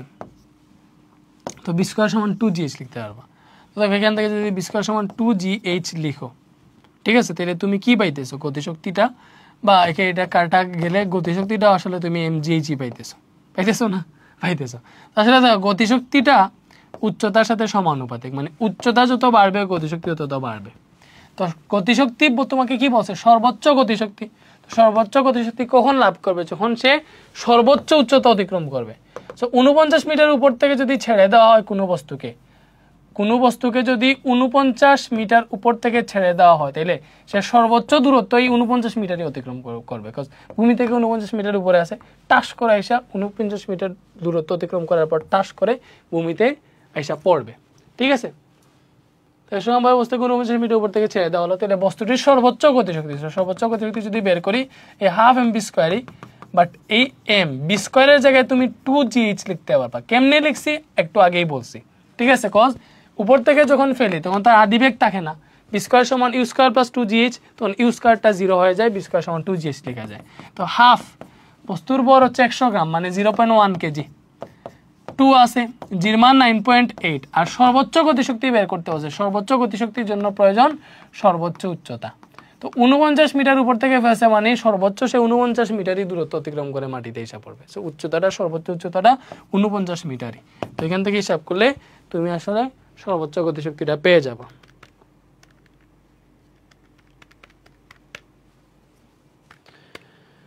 তো এটা আসতেছে 48.02 জুল, ঠিক আছে? এটা হচ্ছে সর্বোচ্চ গতিশক্তি, বুঝতে পারছো? ওকে, সো এটা দেখো কি বলছে, 10 কেজি বর বিশিষ্ট একটা বন্দুক থেকে গুলি ছুড়লে গুলিটি 80 সেন্টিমিটার পার সেকেন্ড বেগে নির্গত হয়। এগুলা কিন্তু দেখো, এগুলা কিন্তু শর্ট কোয়েশ্চেন আসতে পারে। এখানে গাণিতিক প্রশ্ন যেগুলা লেখা, এগুলাকে তুমি শর্ট কোয়েশ্চেন বা এসকিউ হিসেবে ইউজ করতে পারো। বুঝছো ভাইয়া? কিন্তু এগুলা কি পড়াই দিতেছি? আসলে শর্ট কোয়েশ্চেন পড়াই দিতেছি। ফিজিক্সে আসলে শর্ট কোয়েশ্চেন পড়া হয়ে যেতেছে, তারপর আলাদাভাবে নিব, ঠিক আছে? তো 10 কেজি বড় বিষয়টা বন্ধু থেকে গুলি ছুড়লে গুলিটি 80 সেন্টিমিটার পার সেকেন্ড বেগে নির্গত হয়। বলছে গুলির ভর 40 গ্রাম হলে গুলি ও বন্দুকের গতিশক্তি নির্ণয় করো। দেখো এখানে দুইটা জিনিস, গুলি ও বন্দুকের গতিশক্তি। একটা হচ্ছে গুলির গতিশক্তি, আর একটা হচ্ছে বন্দুকের গতিশক্তি। সো ফার্স্টে আমরা গুলির গতিশক্তি বের করি। দেখো গুলির গতিশক্তি বের করতেছি, সূত্র কি? Half M V square. স্বাভাবিক, এখানে হাফ এমটা হচ্ছে গুলির ভর। তো গুলির ভর কত হয়েছে? গুলির ভর 40 গ্রাম, ঠিক আছে? গুলির গতিশক্তি বের করতে এম যেটা ইউজ করতেছি এটা তো গুলির ভর 40 গ্রাম। গ্রামকে কেজিতে নিতে হলে 1000 দিয়ে ভাগ দেওয়া লাগে, তখন এটা থেকে পাবা 0.04 কেজি। বুঝতেছো? এটা হচ্ছে গুলির ভর। তো এম পাইছি 0.04 কেজি। তো গুলির বেগ কত? দেখো 10 কেজি বড় বিষয়টা বন্দুক থেকে গুলি ছুড়লে গুলিটি 80 সেন্টিমিটার পার সেকেন্ড বেগে নির্গত হয়। সো গুলির বেগটা এখানে 80 সেন্টিমিটার পার সেকেন্ড বলছে, বাট তুমি তো মিটার পার সেকেন্ডে বের করতে হবে। তো এই সেন্টিমিটারটাকে মিটারে নিয়ে নিবা। দেখো এটাকে যদি 100 দিয়ে ভাগ দাও, 1 মিটার সমান 100 সেন্টিমিটার না? তাহলে তো সেন্টিমিটার থেকে মিটার নিতে 100 দিয়ে ভাগ দিবা। তো 100 দিয়ে ভাগ দিয়ে এটা মিটার পার সেকেন্ডে চলে যাবে, তখন পাবা 0.8 মিটার পার সেকেন্ড। বুঝছো? ওই যে বেগ পেয়ে গেছি 0.8, স্কোয়ার আছে, স্কোয়ার দাও। সেইটাই এবার হিসাব করো কত আসে? 0.5 ইন্টু 0.04 ইন্টু 0.8 স্কোয়ার। তো এটা আসতেছে 0.0128 এত জুল, ঠিক আছে? এত জুল আসছে। তো গুলির গতিশক্তি কত? এত জুল। এইবার বন্দুকের গতিশক্তি যদি বের করতে চাই, দেখো এটাকে একটু ছোট করে ফেলি আমরা, নাকি? বন্দুকের গতিশক্তি আমরা বের করবো, অবভিয়াসলি বুঝে শুনে বের করতে হবে।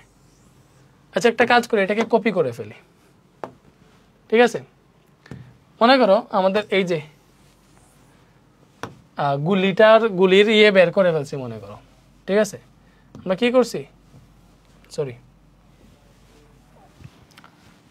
গুলির গতিশক্তি বের করে ফেলছি। এবার আমাকে বন্দুকের গতিশক্তি যদি বের করতে চাই, তাহলে বন্দুকের গতিশক্তির ক্ষেত্রে সূত্র half M V square, but এখানে এমটা হবে বন্দুকের ভর এবং বিটা হবে বন্দুকের বেগ। ভালো করে বুঝো, যেহেতু বন্দুকের গতিশক্তি বের করবো সেখানে বন্দুকের বেগ ইউজ করতে হবে। বন্দুকের বেগ কি এখানে দেওয়া আছে, দেওয়া নাই। এই যেটা দেওয়া এটা হচ্ছে গুলির বেগ, এটা বন্দুকের জায়গায় ইউজ করতে পারবা না। তো এক্ষেত্রে বন্দুকের গতিশক্তি বের করতে হলে আমাকে বন্দুকের বেগ বের করা লাগবে। কেমনে বের করব, গুলি বন্দুকের মেতে আমরা জানি, দেখো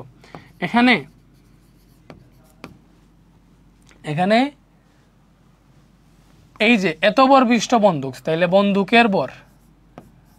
বন্দুকের বর ক্যাপিটাল এম, ঠিক আছে, সমান 10 কেজি।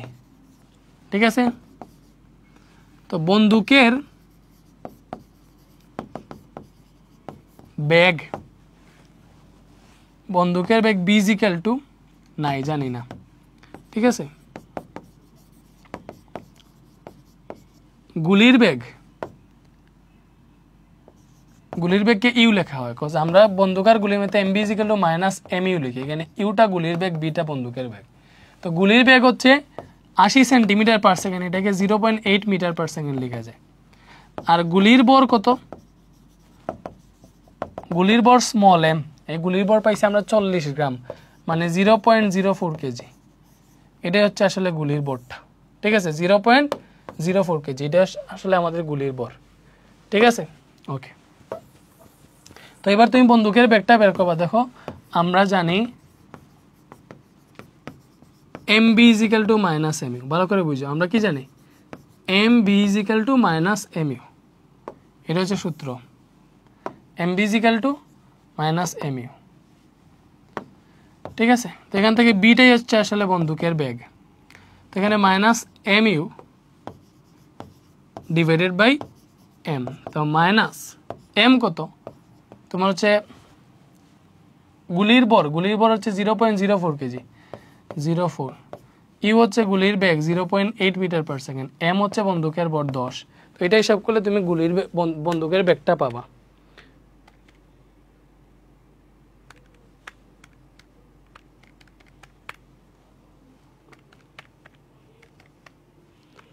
তো এটা আসতেছে minus 3.2 into 10⁻³ metre per second. এটা আসছে minus 3.2 into 10⁻³ metre per second. বুঝতে পারছো, minus 3.2 into 10⁻³ metre per second, এইটা আসছে আমাদের ব্যাগ। কিসের ব্যাগ, এই যে বন্দুকের ব্যাগ। সো বন্দুকের ব্যাগ পেয়ে গেছে, মাইনাসটা আসলে দিক বুঝাইতেছে আর কি, গুলি যেই দিকে গেছে তার বিপরীত দিকে বন্দুকটা গেছে আর কি, এটা বুঝাইতে চাইছে। তো মাইনাস ইউজ না করলেই হবে আর কি, মানে তুমি পশ্চাৎ বেগ দিয়ে করে বলতে পারবা। বাট গতিশক্তি যদি বের করো, বিয়ের উপরে যদি স্কোয়ার আছে, বেগ মাইনাস ইউজ করো আর প্লাস ইউজ করো, স্কোয়ার করলে তোমার গতিশক্তি পজিটিভই আসবে। তো এবার গতিশক্তি বের করো, বন্দুকের গতিশক্তি কার, ভালো করে বুঝি। এবার আমরা বের করতেছি বন্দুকের গতিশক্তি। তো এটা কিন্তু একটু সুন্দর ম্যাথ ছিল, একটু ঘুরানো পেছানো ছিল। Same half M V square use করি এখানে, বন্দুক যেহেতু, তাহলে বন্দুকের বর 10 কেজি, বন্দুকের ব্যাগটা হচ্ছে এইটা, পজিটিভটা ইউজ করো, নেগেটিভটা জাস্ট দিক বুঝাইতেছে। ঠিক আছে, তো এখানে নেগেটিভও ইউজ করলে ঝামেলা নাই, আনসারে কি আসবে, চিহ্ন চেঞ্জ হবে না যেহেতু স্কোয়ার আছে, বুঝছো। তো এটা হিসাব করলে কত আসে দেখো,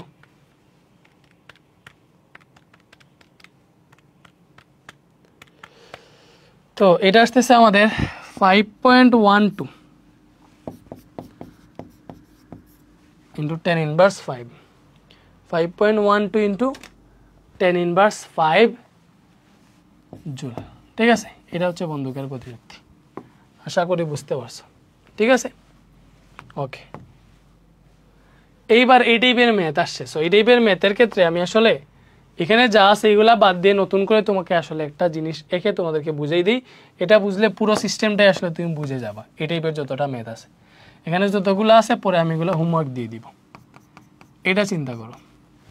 ঠিক আছে, মনে করো এটা হচ্ছে ভূমি। ঠিক আছে, ভূমি থেকে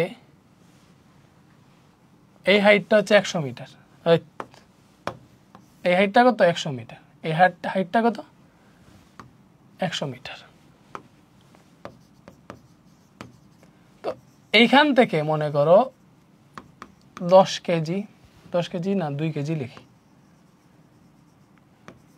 2 কেজি পরে একটা বস্তুকে এখান থেকে নিচের দিকে ফেলে দিছে, ঠিক আছে, ফেলে দিছে 2 কেজি পরে একটা বস্তুকে কি করছে এখান থেকে নিচের দিকে ফেলে দিছে, ঠিক আছে। তোমাকে আরেকটা জিনিস চিহ্নিত করাইতে পারি, মনে করো তোমাকে বলছে এটা মনে করো এ বিন্দু, এটা মনে করো বি বিন্দু, এটা মনে করো সি বিন্দু, এটা মনে করো তোমাকে 40 মিটার বলে দিছে। তোমার কোয়েশ্চেন এরকম হইতে পারে যে বি বিন্দুতে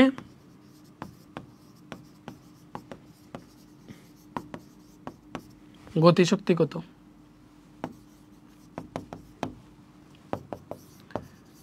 বি বিন্দুতে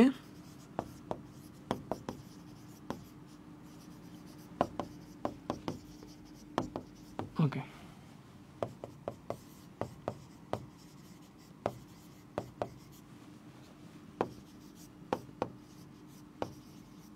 আচ্ছা, প্রত্যেকটা পয়েন্টে এই যে মনে করো তোমাকে যদি বি বিন্দুতে গতিশক্তি কত, আচ্ছা তোমাকে প্রত্যেকটা পয়েন্টে ইউজ করি।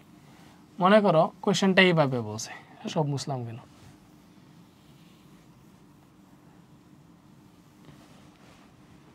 ফার্স্টে লিখি এ বিন্দুটা, ঠিক আছে, এইভাবে যে এ বিন্দুতে গতিশক্তি ও বিভব শক্তি কত,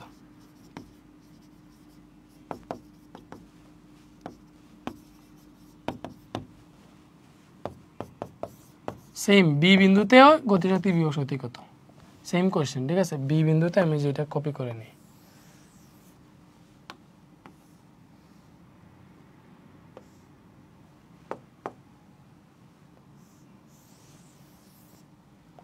কতটা ওই পাশে নিলে একটু ইজি হয়ে যাবে।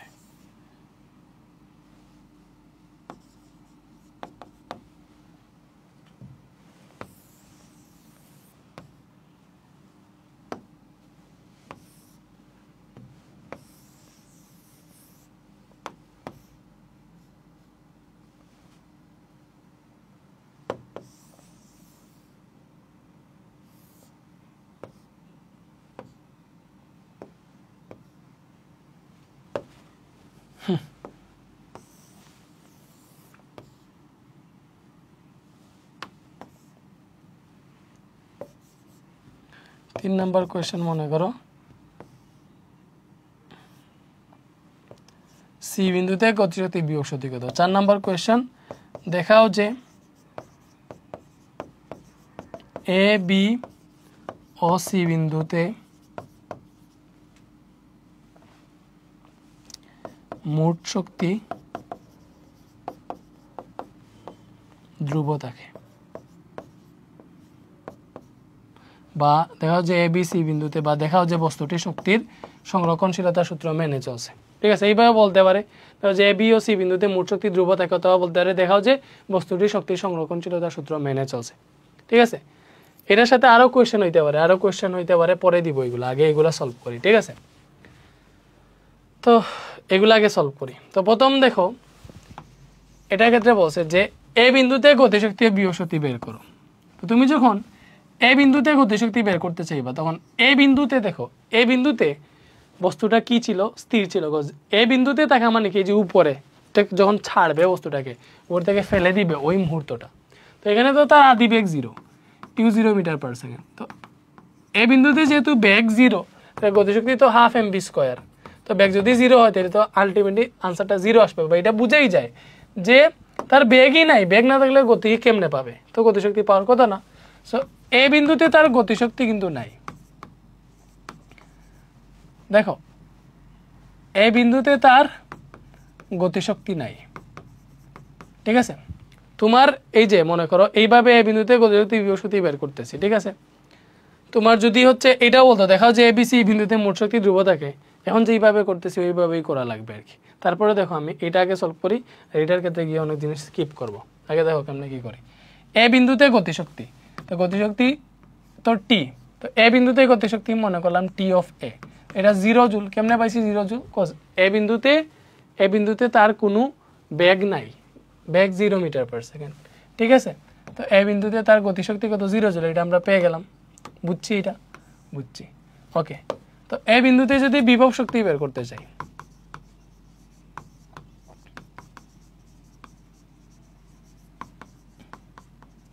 দেখো এ বিন্দুতে যদি বিভব শক্তি বের করতে চাই তাহলে বিভব শক্তি হবে বি অফ এ, আর বিভব শক্তির সূত্র হচ্ছে mgh। এখানে এইচটা হচ্ছে, দেখো উপর থেকে যখন কোনো বস্তু নিচে ফেলে দিবে তখন এগুলোর ক্ষেত্রে এইচটা হচ্ছে, দেখো বিভব শক্তির ক্ষেত্রে এইচ হচ্ছে বস্তুটা ভূমি থেকে কত উপরে আছে, এটাই হচ্ছে তার এইচ।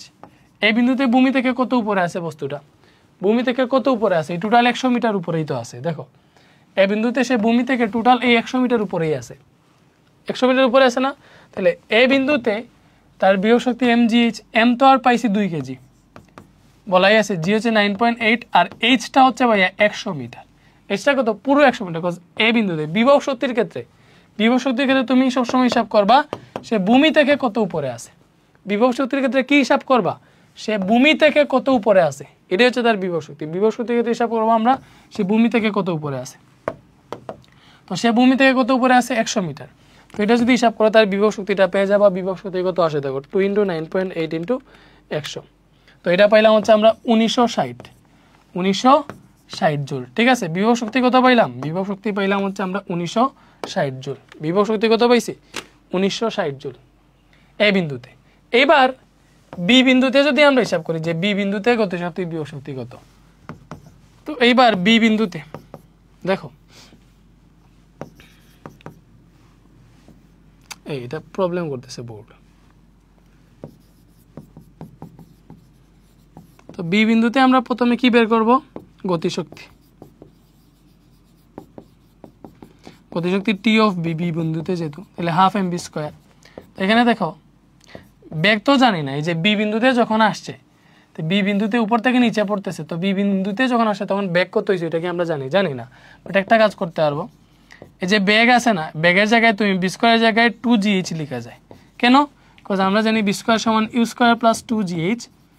এটার ক্ষেত্রে ইউ তো মানে স্টার্টিং পয়েন্টে সে তো স্থির অবস্থান থেকে পড়ছে, তাইলে ইউ 0। তো ইউ যদি 0 হয় তাহলে তো 2gh পেতেছি বি² সমান, ঠিক আছে।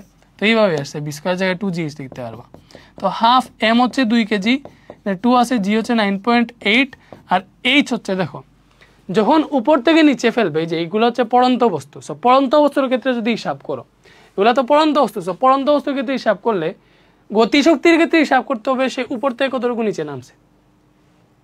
পড়ন্ত বস্তুর ক্ষেত্রে যদি আমরা গতিশক্তি বের করতে চাই তাহলে এখানের উচ্চতাটা হবে, ওই যে উচ্চতাটা, গতিশক্তির ক্ষেত্রে উচ্চতাটা হবে সে উপর থেকে কতটুকু নিচে নামছে, এটাই হবে তার গতিশক্তির ক্ষেত্রে উচ্চতা। উপর থেকে কতটুকু নিচে নামছে, দেখো টোটাল 100, এতটুকু 40 হইলে এতটুকু যে 60 হবে এটা তুমি ভালো করে বুঝতেছো। এতটুকু কত হবে, এতটুকু 60 হবে, এতটুকু 40 হইলে এতটুকু 60, এতটুকু 40 মানে কি এতটুকু 60, ঠিক আছে। বিসি 40 মানে এবি 60, টোটাল 100।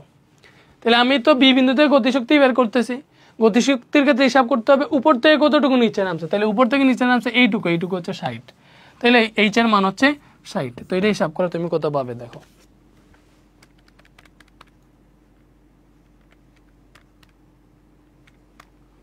তো এটা আসতেছে গতিশক্তি 1176 জুল।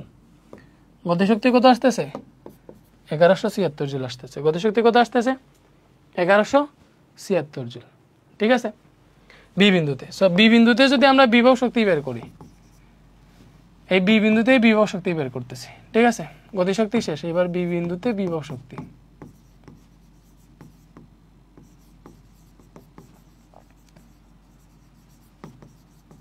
বি বিন্দুতে বিভব শক্তি টি অফ বি, বিভব শক্তি তো বি, তাহলে বি অফ বি মানে বিভব শক্তি অফ বি বিন্দু mgh। সো বিভব শক্তি m তো 2, g তো 9.8 আমরা জানি। এইচটা কত, বিভব শক্তির ক্ষেত্রে সবসময় হিসাব হচ্ছে ভূমি থেকে কত উপরে আছে। সো বি বিন্দুতেই বিভব শক্তি বের করতেছি, বি বিন্দুটা ভূমি থেকে কত উপরে আছে, 40 মিটার উপরে আছে। সো এইখানের এইচটা হবে 40 মিটার। এই যে এইগুলো যদি বুঝে শুনে দিতে পারো তাইলে হয়ে গেছে, ঠিক আছে। তো এটা হিসাব করে দেখো কত আসে, 784 আসতেছে। তো 784 জুল হচ্ছে বি বিন্দুর বিভব শক্তি, ঠিক আছে। ওকে, এটা বুঝছি আমরা। ওকে, এবার এটাকে একটু আমরা কপি করি, বুঝতে সুবিধা হবে। মানে আমরা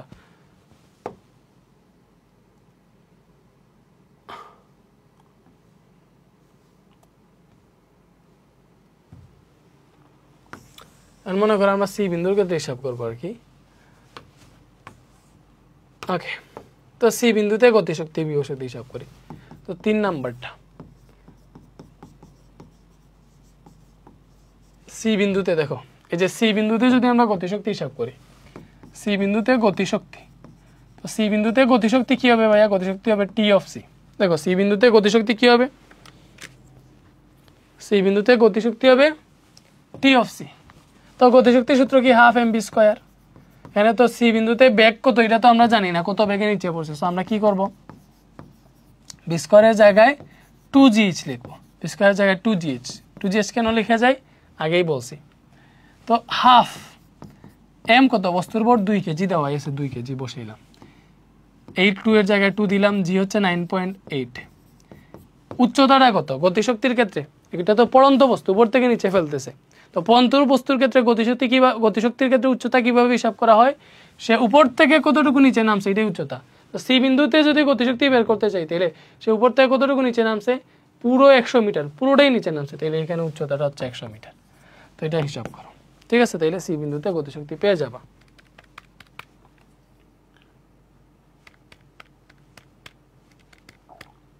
এটা কত আসতেছে? 1960 জুল। কত আসতেছে? 1960 জুল। বুঝতেছো? ওকে, সো গতিশক্তি পাইলাম। এবার সি বিন্দুতে যদি বিভব শক্তি বের করতে চাও, সি বিন্দুর যদি বিভব শক্তি বের করতে চাও তাহলে হবে বি অফ সি। তো বিভব শক্তি কত? বিভব শক্তি হচ্ছে, দেখো সি বিন্দুতে বিভব শক্তির ক্ষেত্রে আমরা হিসাব করতে হবে ভূমি থেকে কত উপরে আছে, ঠিক আছে? সি বিন্দুর ক্ষেত্রে দেখো সে ভূমি থেকে কত উপরে আছে, ভূমির সাথে লাগানো আছে। তো বিভব শক্তি তো mgh, ভূমির সাথে লাগানো আছে মানে h0, h0 হলে বিভব শক্তিটা 0 আসবে, ঠিক আছে? তো সি বিন্দুর বিভব শক্তি কত আসবে? 0 জুল আসবে। সি বিন্দুর বিভব শক্তি কত আসবে? 0 জুল। সে ভূমি থেকে তো উপরে নাই, ভূমি থেকে উপরে থাকলেই তার বিভব শক্তি থাকবে, ঠিক আছে? তো এইভাবে এরকম স্টেজে, যে কোনো স্টেজে বলে তুমি কি এই গতিশক্তি বিভব শক্তি বের করতে পারবা না। জাস্ট দেখবা গতিশক্তির ক্ষেত্রে, পড়ন্ত বস্তু তো গতিশক্তির ক্ষেত্রে দেখতে হবে সে উপর থেকে কতটুকু নিচে পড়ছে, আর বিভব শক্তির ক্ষেত্রে দেখতে হবে সে নিচ থেকে কতটুকু উপরে আছে, মানে উচ্চতার ক্ষেত্রে আর কি। হাইটটা এইভাবে কাউন্ট করবা, ঠিক আছে? ওকে,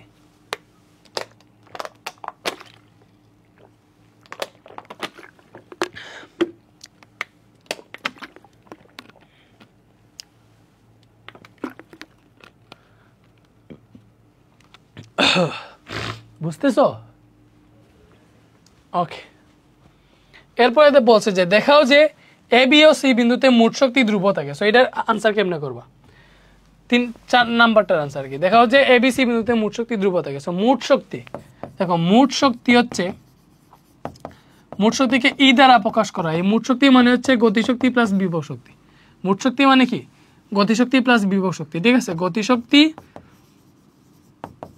প্লাস বিভব শক্তি, ঠিক আছে?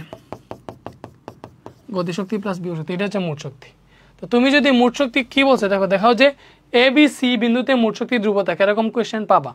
বা বলতে পারে দেখাও যে বস্তুটা শক্তি সংরক্ষণশীলতার সূত্র মেনে চলছে। সেক্ষেত্রেও এই 3টা বিন্দুতে মোট শক্তি ধ্রুব আছে কিনা ওইটা চেক করলেই সমান যদি বের হয় তাহলে হচ্ছে তোমার আনসার হয়ে যাবে, ঠিক আছে? মোট শক্তি ধ্রুব থাকে, যে এটা শক্তি নিত্যতার সূত্র। শক্তিতে নিত্যতার সূত্র হচ্ছে দেখো, মানে গতিশক্তি প্লাস বিভব শক্তি সমান যান্ত্রিক শক্তি বা ধ্রুবক। মানে যান্ত্রিক শক্তি, মোট যান্ত্রিক শক্তি মানে হচ্ছে মোট শক্তিটা আর কি, গতিশক্তি আর বিভব শক্তি যোগ করলে মোট শক্তিটা পাওয়া যায়। বুঝতেছি? ওকে, তো আমরা ফার্স্টে কি করব?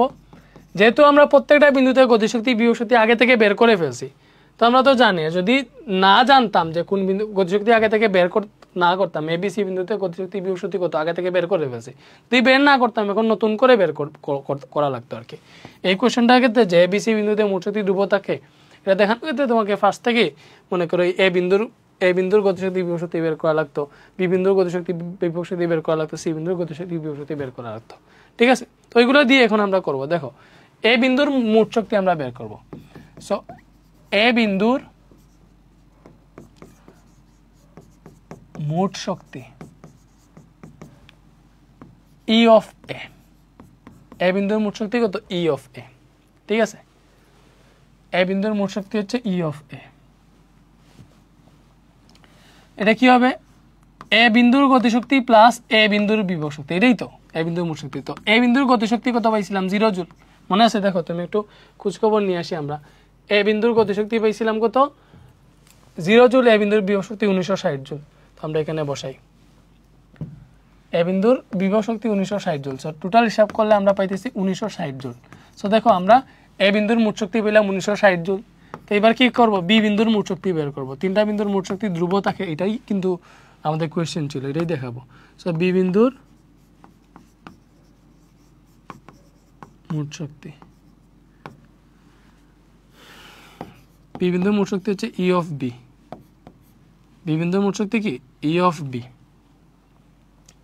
তো ই অফ বি কি হবে, বি বিন্দুর মোট শক্তি ই অফ বি, তাইলে বি বিন্দুর গতিশক্তি প্লাস বি বিন্দুর বিভব শক্তি, এগুলা যোগ করলে কিন্তু তোমার হচ্ছে বি বিন্দুর মোট শক্তি পাবা। বি বিন্দুর মোট শক্তি বের করবো, তো সো বি বিন্দুর মোট শক্তি হবে কি বি বিন্দুর গতিশক্তি প্লাস বি বিন্দুর বিভব শক্তি, বি বিন্দুর গতিশক্তি প্লাস বি বিন্দুর বিভব শক্তি। ঠিক আছে, ওকে।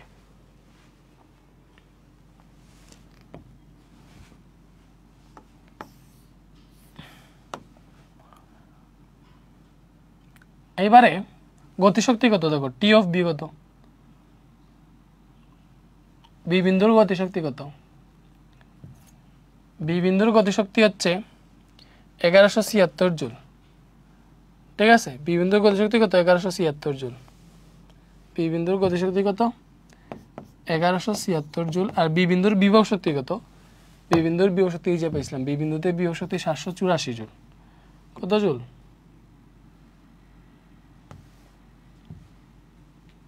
784 জুল। এবার এটা যোগ করলে তুমি হচ্ছে বি বিন্দুর মোট শক্তি পেয়ে যাবে 1176 প্লাস 784।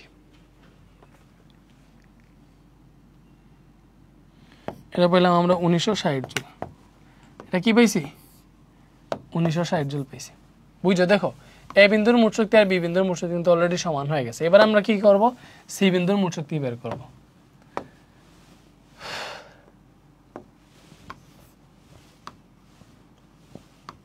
ওকে, এবার আমরা সি বিন্দুর মোট শক্তি বের করি। তাহলে সি বিন্দুর মোট শক্তি, সি বিন্দুর মোট শক্তি কি হবে ই অফ সি। এটা মানে কি সি বিন্দুর গতিশক্তি প্লাস সি বিন্দুর বিভব শক্তি, এটাই তো। তো সি বিন্দুর গতিশক্তি কত, দেখো সি বিন্দুর গতিশক্তি হইতেছে আমাদের এইটা, সি বিন্দুর গতিশক্তি 1960 জুল আর বিভব শক্তি 0 জুল। ঠিক আছে, তুমি হিসাব করো, সি বিন্দুর গতিশক্তি হচ্ছে 1960 জুল, বিভব শক্তি 0 জুল। হিসাব করে 1960 জুলই পাইতেছি। তো এবার তুমি হিসাব করে দেখো, এই বিন্দুর মোট শক্তি, বি বিন্দুর মোট শক্তি আর সি বিন্দুর মোট শক্তি প্রত্যেকটাই 1960 জুল করে বের হয়েছে। তাইলে অতএব এ বিন্দুর মোট শক্তি, বি বিন্দুর মোট শক্তি আর সি বিন্দুর মোট শক্তি প্রত্যেকটাই কি হয়েছে সেম বের হয়েছে। প্রত্যেকটাই কি ভাইয়া ধ্রুব, প্রত্যেকটাই ধ্রুব, মানে প্রত্যেকটার মোট শক্তির সমান, অথবা এগুলো শক্তির সংরক্ষণশীলতার নীতি মেনে চলছে। শক্তির সংরক্ষণশীলতার নীতি, শক্তির সংরক্ষণশীলতার নীতি হচ্ছে মানে প্রত্যেকটা বিন্দুতে মনে করো তোমার শক্তিটা সেম বের হবে। শক্তির বিনাশ নাই আর কি, এটা শক্তির নীতি, শক্তির সংরক্ষণশীলতা মেনে চলেছে। বুঝতে পারছি?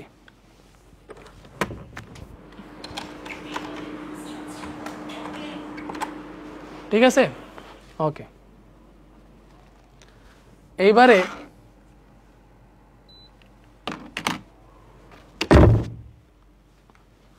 এগুলা শেষ।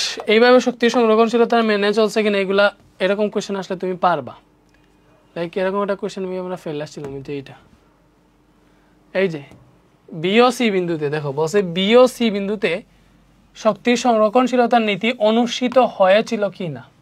তবে এটা ইজিলি পারবো। দেখো এবি বলছে 1/4 এসি, এবি কি বলছে, এবি বলছে 1/4 এসি। তো এবি সমান কি আসবে 1/4 ইন্টু এসি কত, এসি হচ্ছে এই যে টোটাল এসি, টোটাল এসি হচ্ছে 60 মিটার।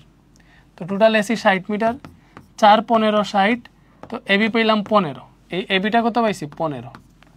তো বি ও সি বিন্দুতে শক্তি সংরক্ষণশীল, মানে এটা হচ্ছে এরকম, মনে করো এখান থেকে একটা বস্তু নিচের দিকে ফেলে দিচ্ছে, টোটাল 60 মিটার। বলছে বি আর সি বিন্দুতে শক্তি সংরক্ষণশীলতার নীতি অনুষ্ঠিত হয়েছে কিনা দেখাবা। তো এটা কেমনে বের করবা, তোমার এই বি আর সি বিন্দুতে মোট শক্তি বের করতে হবে, মোট শক্তি বের করে দেখাইতে হবে সমান। তো কেমনে, তো বি বিন্দুতে যদি মোট শক্তি বের করতে চাও তাহলে বি বিন্দুর গতিশক্তি বিভব শক্তি লাগবে, এইভাবে করবা। বি বিন্দুর গতিশক্তি বের করবা, গতিশক্তি কি হবে T of V half M V square.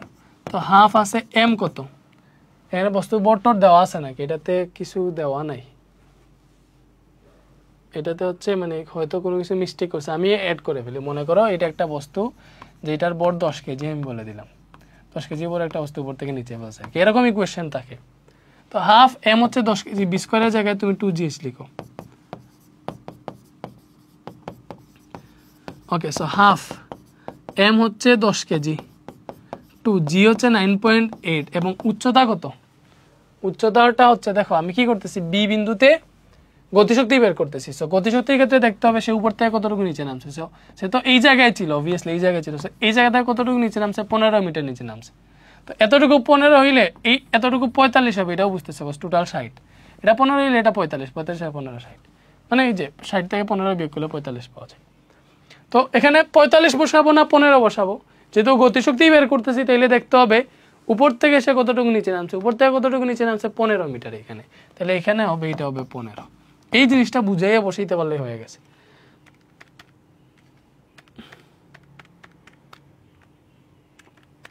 তো এটা আসতেছে আমাদের 1470 জুল, গতিশক্তি কত আসতেছে? 1470 জুল।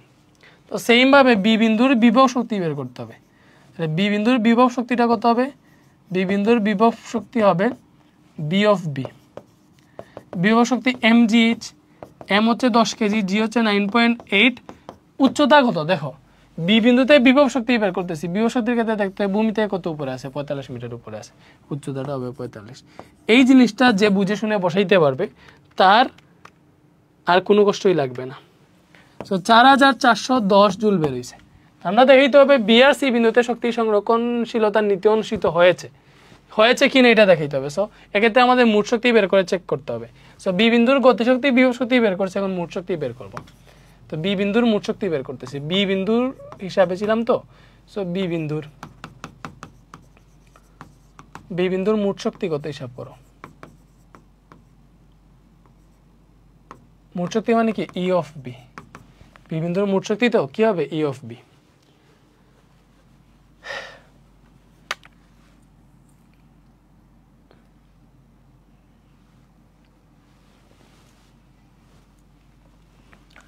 এটা কি হবে? বি বিন্দুর বিভব গতিশক্তি প্লাস বি বিন্দুর বিভব শক্তি, এটা যোগ করলে মোট শক্তি পাবা।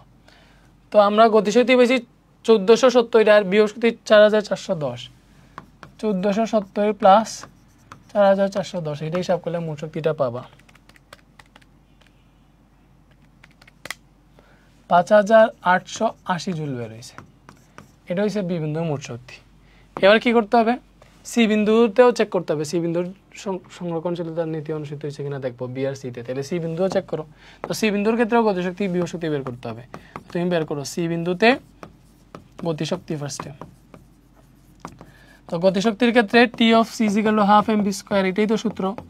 তো হাফ এম বি স্কোয়ারের জায়গায় আমরা 2gh বসাবো। তো হাফ এম হচ্ছে 10 কেজি, জি পরে 2 আছে 2, জি হচ্ছে 9.8, এইচ কত বসাবো? আমরা কি করতেছি? সি বিন্দুতে গতিশক্তি বের করবো। তাহলে সি বিন্দুতে গতিশক্তি বের করতেছি, আমাদের দেখতে হবে সি বিন্দুতে গতিশক্তি যেহেতু উপর থেকে পড়তেছে, তাহলে উপর থেকে কতটুকু পড়তেছে?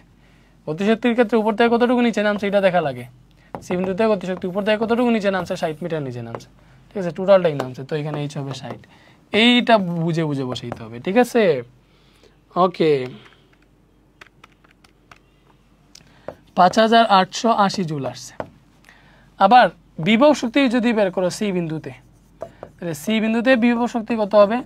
ভালো করে দেখো, সি বিন্দু মানে কি? সে একদম ভূমির সাথে লাগানো আছে। ভূমির সাথে লাগানো মানে কি? একদম তার বিভব শক্তি নাই, ভূমির সাথে অবস্থানের চেঞ্জ নেই। ভূমির সাথে লাগানো মানে বিভব শক্তি 0 জুল। তাহলে সি বিন্দুর মোট শক্তি কি হবে? সি বিন্দুর মোট শক্তি কি হবে? E of C. এটা মানে কি? সি বিন্দুর গতিশক্তি প্লাস সি বিন্দুর বিভব শক্তি। সি বিন্দুর গতিশক্তি 5880, বিভব শক্তি কত? বিভব শক্তি হচ্ছে 0 জুল। তাহলে যোগ করলে আমরা 5880 পেয়েছি। তো যেহেতু দেখো বি বিন্দুর মোট শক্তি এবং সি বিন্দুর মোট শক্তি সমান বের হয়েছে, তাহলে আমরা লিখতে পারবো শক্তির সংরক্ষণশীলতার নীতি অনুসৃত হয়েছে। শক্তির সংরক্ষণশীলতার নীতি অনুসৃত হয়েছে, ঠিক আছে। বলো, বুঝতেছো? ওকে, এটাই বলতে পারবা। আমার তো আর ভালো লাগতেছে না ক্লাস করাইতে, আরও 2টা ম্যাথ করাইলে আর কি এগুলো আর করানো লাগতো না। এই যে 100 মিটার উপর থেকে 5 কেজি পরে একটা বস্তু ছেড়ে দেওয়া হয়েছে, কোন উচ্চতায় বস্তুটির গতিশক্তি বিভব শক্তির দ্বিগুণ হবে। যে এই টাইপের ম্যাথ আর কি, এই টাইপের ম্যাথ করাই দিই আসলে, এক ক্লাসে পুরোটা ক্লিয়ার করে দিই, তাহলে বুঝবা। এই জিনিসটা ক্লিয়ার হয়ে যাক, পুরো টাইপটা ক্লিয়ার হয়ে যাক, কষ্ট হইতেছে তারপরে করাই দিই। এই টাইপের ম্যাথ বা আগের যেটা করাইছিলাম আমরা, মনে করো এই যে এটাতে আর একটা কোয়েশ্চেন অ্যাড করতে পারতাম যে কোন বিন্দুতে গতিশক্তি বিভব শক্তির দ্বিগুণ হবে বা 3 গুণ হবে বা 4 গুণ হবে, যেইভাবেই হোক। মনে করো এটা দেখে আমরা রিপ্লেস করি যে 100 মিটার উপর থেকে 5 কেজি পরে একটা বস্তুকে ফেলতেছে, তো সেম কাহিনী হইতেছে আসলে।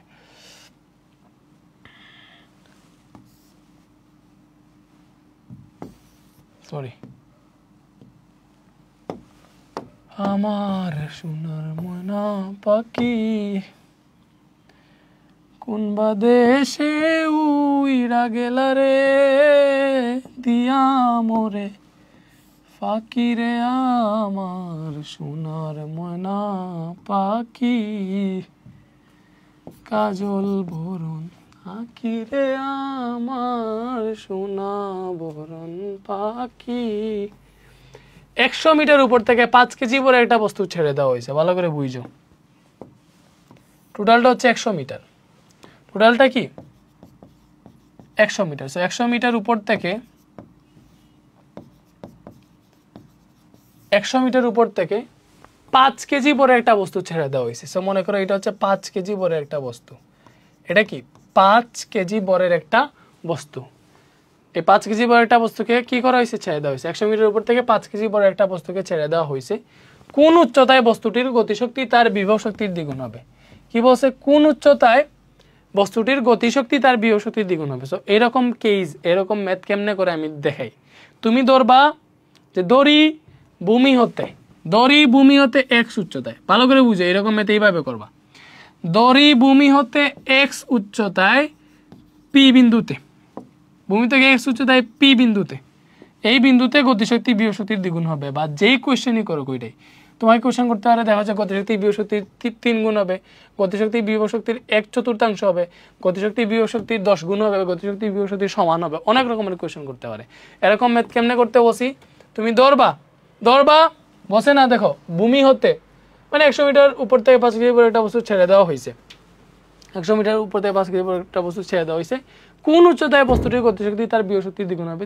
আমি ধরছি ভূমি হতে x মিটার উচ্চতায়, ভূমি হতে x মিটার উচ্চতায় বস্তুটির গতিশক্তি বিভব শক্তির দ্বিগুণ হবে। সো এই যে এরকম ম্যাথ এইভাবে করবা।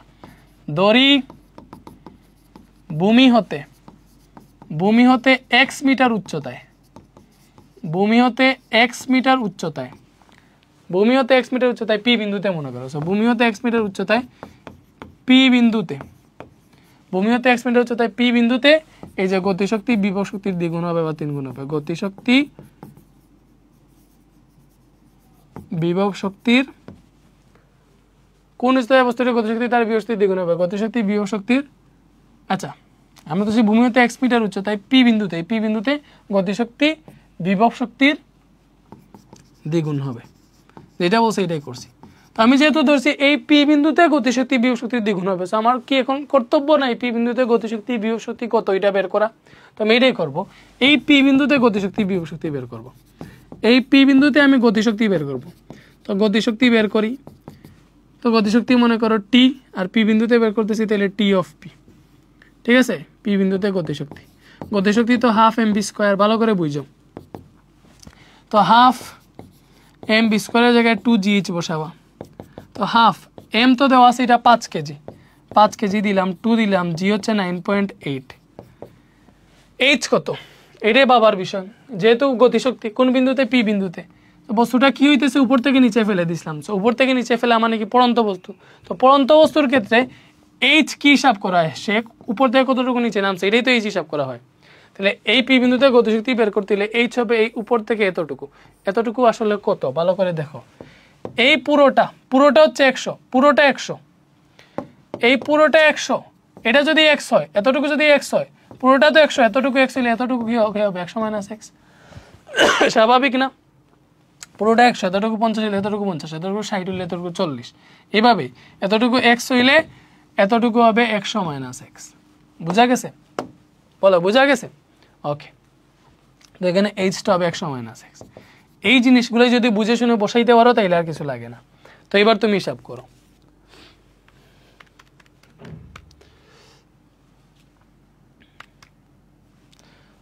এটা আসতেছে 4900 মাইনাস 49x, এটা আসতেছে আমাদের পি বিন্দুতে গতিশক্তি। এবার আমাদের কাজ কি, এই পি বিন্দুতে বিভব শক্তি বের করব। পি বিন্দুতে বিভব শক্তি বের করো। বিভব শক্তি হবে বি অফ পি। বিভব শক্তি মানে কি mgh, m কত 5 কেজি, জি হচ্ছে 9.8 এবং উচ্চতাটা কত, যেহেতু পি বিন্দুতে আমরা কি করতেছি বিভব শক্তি বের করতেছি, তাহলে বিভব শক্তির ক্ষেত্রে উচ্চতা হবে এই x। ঠিক আছে, 5 × 9.8 × x, তো এটা আসতেছে আমাদের 49x। এটা কি আসতেছে 49x। ঠিক আছে, বুঝছি। পি বিন্দুতে গতিশক্তি আসছে আমাদের এইটা, আর বিভব শক্তি আসতেছে আমাদের এইটা। ঠিক আছে, ওকে। এবার আমাকে কি করতে হবে, আমাকে ওই যে আমার তো কাজ হচ্ছে কত উচ্চতায় আসলে গতিশক্তি বিভব শক্তি দ্বিগুণ হবে এটা বের করতে। সো আমি তো ওই পি বিন্দুতে ধরছিলাম, পি বিন্দুতে গতিশক্তি বিভব শক্তি দ্বিগুণ হবে, এই পি বিন্দুতে গতিশক্তি বিভব শক্তি বের করে ফেলছি। এবার আমি লিখবো শর্ত মতে। শর্ত মতে দেখো আমি কি ধরছিলাম, ভূমিগত 1 মিটার উচ্চতায় এই পি বিন্দুতে গতিশক্তি বিভব শক্তির দ্বিগুণ হবে, তাহলে গতিশক্তিটা বিভব শক্তির দ্বিগুণ, দ্যাট মিনস গতিশক্তি ইজ ইকুয়াল টু 2 × বিভব শক্তি। শর্ত মতে এটাই বলছে, গতিশক্তি বিভব শক্তির দ্বিগুণ। যদি বলতো গতিশক্তি বিভব শক্তির 1/3, তাহলে কি করতাম, গতিশক্তি ইজ ইকুয়াল টু 1/3 × বিভব শক্তি, মানে বিভব শক্তির 1/3। মানে যে শর্ত বলতো তুমি এটা এইখানে হিসাব বসাইতা, বাকি সব সেম। শর্ত অনেক কিছু বলতে পারে, বাকি সব সেম, জাস্ট যেই শর্তটা বলবে এই শর্তটা এখানে হিসাব বসাবা। ঠিক আছে, কত ইজি, বুঝতেছো?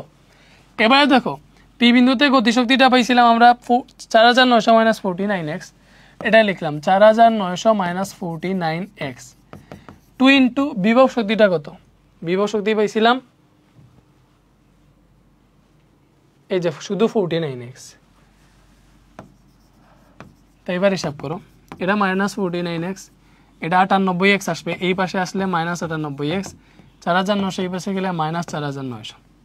তো এটা যদি যোগ করো কত পাও, দেখো 49 + 98, এটা আসতেছে মাইনাস 147x, আর এখানে আছে মাইনাস 4900। তো এক্স যদি বের করো মাইনাস 4900 আছে, এই মাইনাস 147 ভাগ হয়ে গেল, এটা হিসাব করো। এটা আসতেছে 33.33। কত মিটার উচ্চতায় গতিশক্তি বিভব শক্তির দ্বিগুণ হবে? আনসারটা কি বের হইছে? আনসারটা বের হইছে যে ভূমি হতে x মিটার উচ্চতায় গতিশক্তি বিভব শক্তির দ্বিগুণ হবে, তাহলে এক্সটা কত হইছে 33.33, তাহলে ভূমি হতে 33.33 মিটার উচ্চতায় গতিশক্তি বিভব শক্তির দ্বিগুণ হবে। শেষ, এটাই আনসার। এইভাবে এগুলো সলভ করবা, ঠিক আছে? তো এবার যত ম্যাথ আসছে পারবা। বাট এই যে একটা কোয়েশ্চেন দেখো, এটা বলছে দেখো এটা বাড়ি বস্তুকে 100 মিটার পার সেকেন্ড বেগে খাড়া উপরের দিকে ছুড়ে দেওয়া হলো, কত উচ্চতায় বস্তুটির বিভব শক্তি এবং গতিশক্তি সমান হবে? এই ম্যাথের টাইপ আর একটু আগে যে ম্যাথ করছি এই ম্যাথের টাইপ কিন্তু সেম না। কেন? আগেরটাতে দেখছিলাম আমরা বস্তুটাকে কি করছে, 100 মিটার উপর থেকে 5 কেজি উপর একটা বস্তুকে ছেড়ে দেওয়া হয়েছে, ওই ক্ষেত্রে কত উচ্চতায় গতিশক্তি বিভব শক্তির কি হবে এটা বের করছি। বাট এটার ক্ষেত্রে দেখো কি বলছে, এটার ক্ষেত্রে বলছে একটা ভারী বস্তুকে 100 মিটার পার সেকেন্ড বেগে খাড়া উপরের দিকে ছুড়ে দেওয়া হয়েছে, কত উচ্চতায় বস্তুটির বিভব শক্তি এবং গতিশক্তি সমান হবে? এটার ক্ষেত্রে কোয়েশ্চেন এইভাবে দেখো, একটা বস্তুকে কি করছে 100 মিটার পার সেকেন্ড বেগে, দেখো সে 100 মিটার পার সেকেন্ড বেগে খাড়া উপরের দিকে নিক্ষেপ করছে, কত উচ্চতায় বস্তুটির বিভব শক্তি গতিশক্তি সমান হবে বা গতিশক্তি বিভব শক্তি সমান হবে? একই কথা এখানে, যেহেতু সমান বিভব শক্তি গতিশক্তি সমান হবে, যেহেতু উপরের দিকে নিক্ষেপ করছে, তো এইটার হিসাব নিকেশ আলাদা। বাট সেম কাহিনী, দেখো কত উচ্চতায় বস্তুটির বিভব শক্তি গতিশক্তি সমান হবে, তুমি ধরি ভূমি হতে x মিটার উচ্চতায়, কি ভূমি হতে x মিটার উচ্চতায় এই পি বিন্দুতে গতিশক্তি বিভব শক্তি দ্বিগুণ হবে। তুমি আগের মতো দেখো আমি কি করব, কোয়েশ্চেন যেভাবে বলছে, ধরি ভূমি হতে x মিটার উচ্চতায়, ভূমি হতে x মিটার উচ্চতায় এই যে পি বিন্দুটা আছে, এই পি বিন্দুতে ভূমি হতে x মিটার উচ্চতায় পি বিন্দুতে কি বিভব শক্তি এবং গতিশক্তি সমান হবে। বিভব শক্তি এবং গতিশক্তি সমান হবে। বুঝতেছো? ভূমি হতে x মিটার উচ্চতায় এই পি বিন্দুতে বিভব শক্তি গতিশক্তি সমান হবে, এটাই ধরছি আমি। ভুল করছি না, যেহেতু পি বিন্দুতে ধরছি বিভব শক্তি গতিশক্তি সমান হবে, আমার কাছে এই পি বিন্দুতে এবার গতিশক্তি বিভব শক্তি বের করা। তো এবার পি বিন্দুতে গতিশক্তি বের করি আমরা। তো গতিশক্তি মানে কি ভাইয়া? টি অফ পি, গতিশক্তি হচ্ছে হাফ এম বি স্কয়ার, সবাই সূত্র জানি। তো হাফ, এইবারে দেখো এম বি স্কয়ারের জায়গায় এটা যেহেতু নিক্ষিপ্ত বস্তু, উপরের দিকে নিক্ষেপ করছি, ভালো করে, এটা নিক্ষিপ্ত বস্তু, এটা কি করছি উপরের দিকে যেহেতু নিক্ষেপ করছি, তাইলে এটার ক্ষেত্রে v square is equal to হবে ইউ স্কয়ার মাইনাস 2gh। ব্যাপারটা বুঝছো? আর এখানে কিন্তু আদিবেগ 0 না, কজ আগে যখন উপর থেকে নিচে ফেলতাম তোর ইনিশিয়াল বেগ থাকতো 0 মিটার পার সেকেন্ড, বাট এটার ক্ষেত্রে তো এটা নির্দিষ্ট বেগে উপরের দিকে নিক্ষেপ করছি, তার আদিবেগটাই হচ্ছে এটা। এই যে এটা যেটা দেখতেছো এটা তার আদিবেগ, ঠিক আছে? সো এখানে আসলে আদিবেগ 0 না, এই জায়গাটাতে আদিবেগই হচ্ছে তার 100 মিটার পার সেকেন্ড, ঠিক আছে? আদিবেগ 0 না।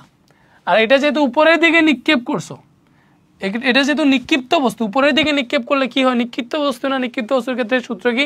B square is equal to u square minus 2gh। ব্যাপারটা বুঝছো? কেন শুধু 2gh বসাই নাই? কজ এটাতে ইউ 0 না ফার্স্টে, সো আমাকে ইউ স্কয়ার প্লাস 2gh হয়তো বসাইতাম যদি উপর থেকে নিচে ফেলতো আর ইউ যদি 0 না থাকতো, বাট এটা নিক্ষিপ্ত বস্তু উপরের দিকে নিক্ষেপ করছে, তাইলে অবশ্যই এখানে ইউ স্কয়ার মাইনাস 2gh বসাইতে হবে। আর ইউ তো 0 না, দ্যাট মিনস ইউ এর মান বসাবো যা আসে তা। হাফ এম এর মান দেয় নাই, তো এম এর মান দেয় নাই, সমস্যা নাই, এম এইভাবেই থাকলো। ইউ কত? ইউ হচ্ছে 100, তাহলে 100 স্কয়ার মাইনাস 2, জি এর মান হচ্ছে 9.8, এবং এইচটা কত? এইচ হচ্ছে এই যে, ভালো করে বুঝো, গতিশক্তি তোমাকে বলছিলাম গতিশক্তির ক্ষেত্রে দেখতে হয় উপর থেকে কতটুকু নিচে নামছে, এটাই তো দেখতে হয়। বাট এখানে তো তাকে উপরের দিকে নিক্ষেপই করছি আমি, তো এতে উপর থেকে নিচে নামার কিছু নাই। গতিশক্তির ক্ষেত্রে দেখো, সে যেহেতু উপরের দিকে নিক্ষেপ করছি, তাহলে গতিশক্তি এখান থেকে উপরের দিকে নিক্ষেপ করছি, এই পি বিন্দু পর্যন্ত উঠবে, এবং এই পি বিন্দুতে তাকে তার হিসাব নিকাশ করতেছে আমি। পি বিন্দুতে গতিশক্তি বিভব শক্তি সমান হবে ধরছি, তাহলে পি বিন্দুতে গতিশক্তি বের করতে হইলে যেহেতু উপরের দিকে নিক্ষেপ করছি, তাহলে সেইখান থেকে পি বিন্দু পর্যন্ত উঠবে, ঠিক আছে? পি বিন্দুতে গতিশক্তি বের করতেছি, সে এখান থেকে পি বিন্দুতে উঠবে, সো পি বিন্দুতে গিয়ে তার একটা বেগ পাবে আর কি। বাট নিক্ষেপ করছে 100 মিটার পার সেকেন্ড বেগে, যত উপরের দিকে উঠবে বেগ কমবে, কারণ অভিকর্ষ তোর নিচের দিকে কাজ করতেছে, তার বেগ কমাই দিবে।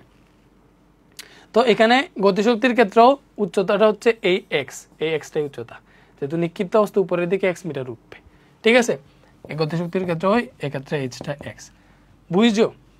উপরের দিকে নিক্ষেপ করলে কিন্তু স্টাইলটা ভিন্ন, আগেরটার মতো নয়, যে স্টাইলটা শিখে রাখো। তো এটা যদি হিসাব করো, এম এর একটা মান দেওয়া নাই, দিলেও তুমি মানটা বসিয়ে করতে, না দেওয়া নাই এমটাকে এইভাবে রেখে দিবা, তুমি ভেতরের টুকু হিসাব করো আর কি।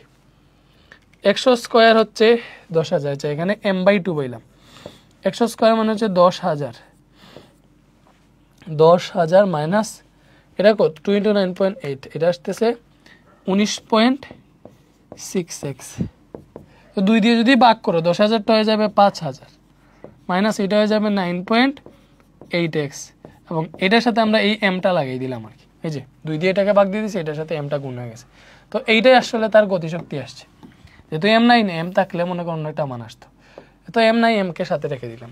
এবার পি বিন্দুতে আমাকে কি করতে হবে? বিভব শক্তি বের করতে হবে, যেহেতু পি বিন্দুতে গতিশক্তি বিভব শক্তি সমান হবে ধরছি, তো পি বিন্দুতে তুমি বিভব শক্তি বের করো। বিভব শক্তি কি হবে? V of P.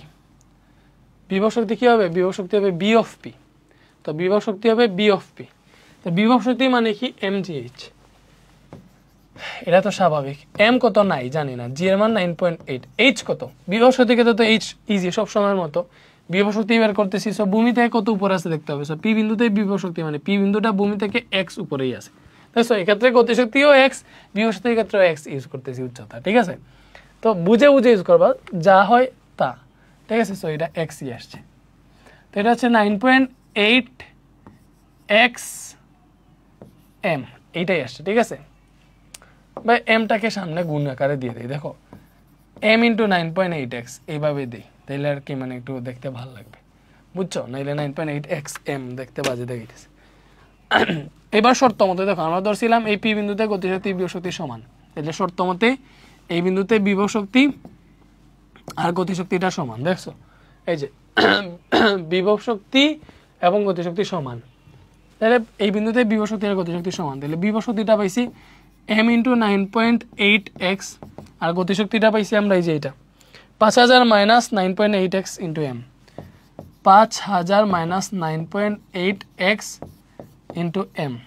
তো এই m কাটা, তো এখান থেকে পাবো কত দেখো 9.8x = এখানে 5000 - 9.8x এটা পাইলাম। তো 9.8x আছে, এই -9.8 প্লাস 9.8x হয়ে আসলো, এইখানে 5000 আছে। তো এখান থেকে 9.8 প্লাস 9.8 কত, 9.8 প্লাস 9.8 এইটা আসতেছে আমাদের 19.6। তো 19.6x আসলো, এখানে আসলো 5000, ঠিক আছে।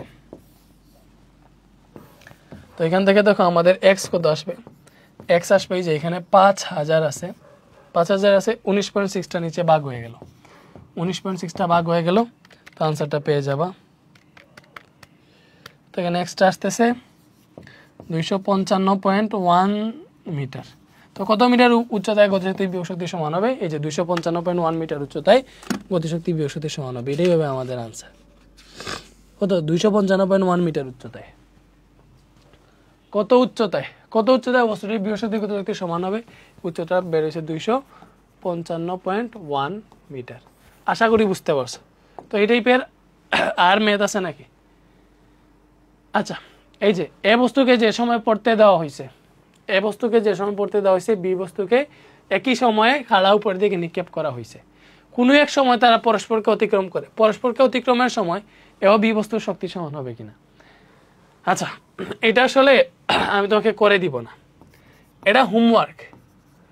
এটা আসলে তোমরা সলভ করতে পারবা না অনেকে, বাট অনেকে ট্রাই করলে পারতে পারো, যা বেসিক পড়েছো এটা দিয়ে হবে। সো এটা হোমওয়ার্ক, তুমি পারবা না, না পারলে এই ম্যাথটা আমি হয়তো সিকিউ যখন সলভ করাবো সিকিউ সলভিংয়ে করে দিব, ঠিক আছে। সিকিউ সলভিংয়ে আমরা অনেক স্পেশাল ম্যাথ করি, এই জন্য সিকিউ সলভিং পার্ট পর্যন্ত দেখবা, সব দেখবা আর কি, পুরো ক্লাসটাই দেখতে হবে তোমাকে ভালো মার্কস গেইন করতে হইলে, ঠিক আছে।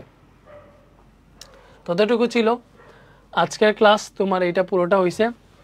আর এই যে ক্ষমতা থেকে শুরু করে বাকিটুকু আমরা পরে পড়বো, ঠিক আছে। ক্ষমতা পি সমান মানে টি সমান ডাব্লিউ পরিমাণ কাজ সম্পাদন করার হারকে ক্ষমতা বলে, মানে কাজ সম্পাদন করার হারই হচ্ছে ক্ষমতা। ক্ষমতা মানে কি, কাজ সম্পাদন করার হারই হচ্ছে ক্ষমতা। ভালো করে বুঝছো, ক্ষমতা মানে কি, কাজ সম্পাদন করার হারই ক্ষমতা। তাহলে ক্ষমতা পি ইকুয়াল কি, ক্ষমতা যদি পি হয় তাহলে কাজ সম্পাদনের হার, তাহলে কাজ ডাব্লিউ এটা সম্পাদনের হার মানে টি দিয়ে ভাগ করা, এটা হচ্ছে ক্ষমতা, ঠিক আছে। তো ক্ষমতার একক হচ্ছে ওয়াট, ক্ষমতার একক কি, একক হচ্ছে ওয়াট, ঠিক আছে। তো এই ক্ষমতার পার্টটা এখন নতুন একটা আমি পড়াইতে চাইতেছি না, নেক্সট ক্লাসে এটা ঠিকঠাক মতো পড়াবো না, এটা ম্যাথও আছে, এইগুলো এখন আর পড়াইতে আমার ভালো লাগতেছে না, নেক্সট ক্লাসে পড়াবো না। ভালো থাকো, আজকে এতটুকুই। আমরা হচ্ছে এটা করে দিই, সেভ করে দিই, এতটুকুই। ভালো থাকো। আমরা অনেক কিন্তু মনে করো তোমার বইয়ের 40% পড়ে ফেলছি, এই চ্যাপ্টারে 40% ডান।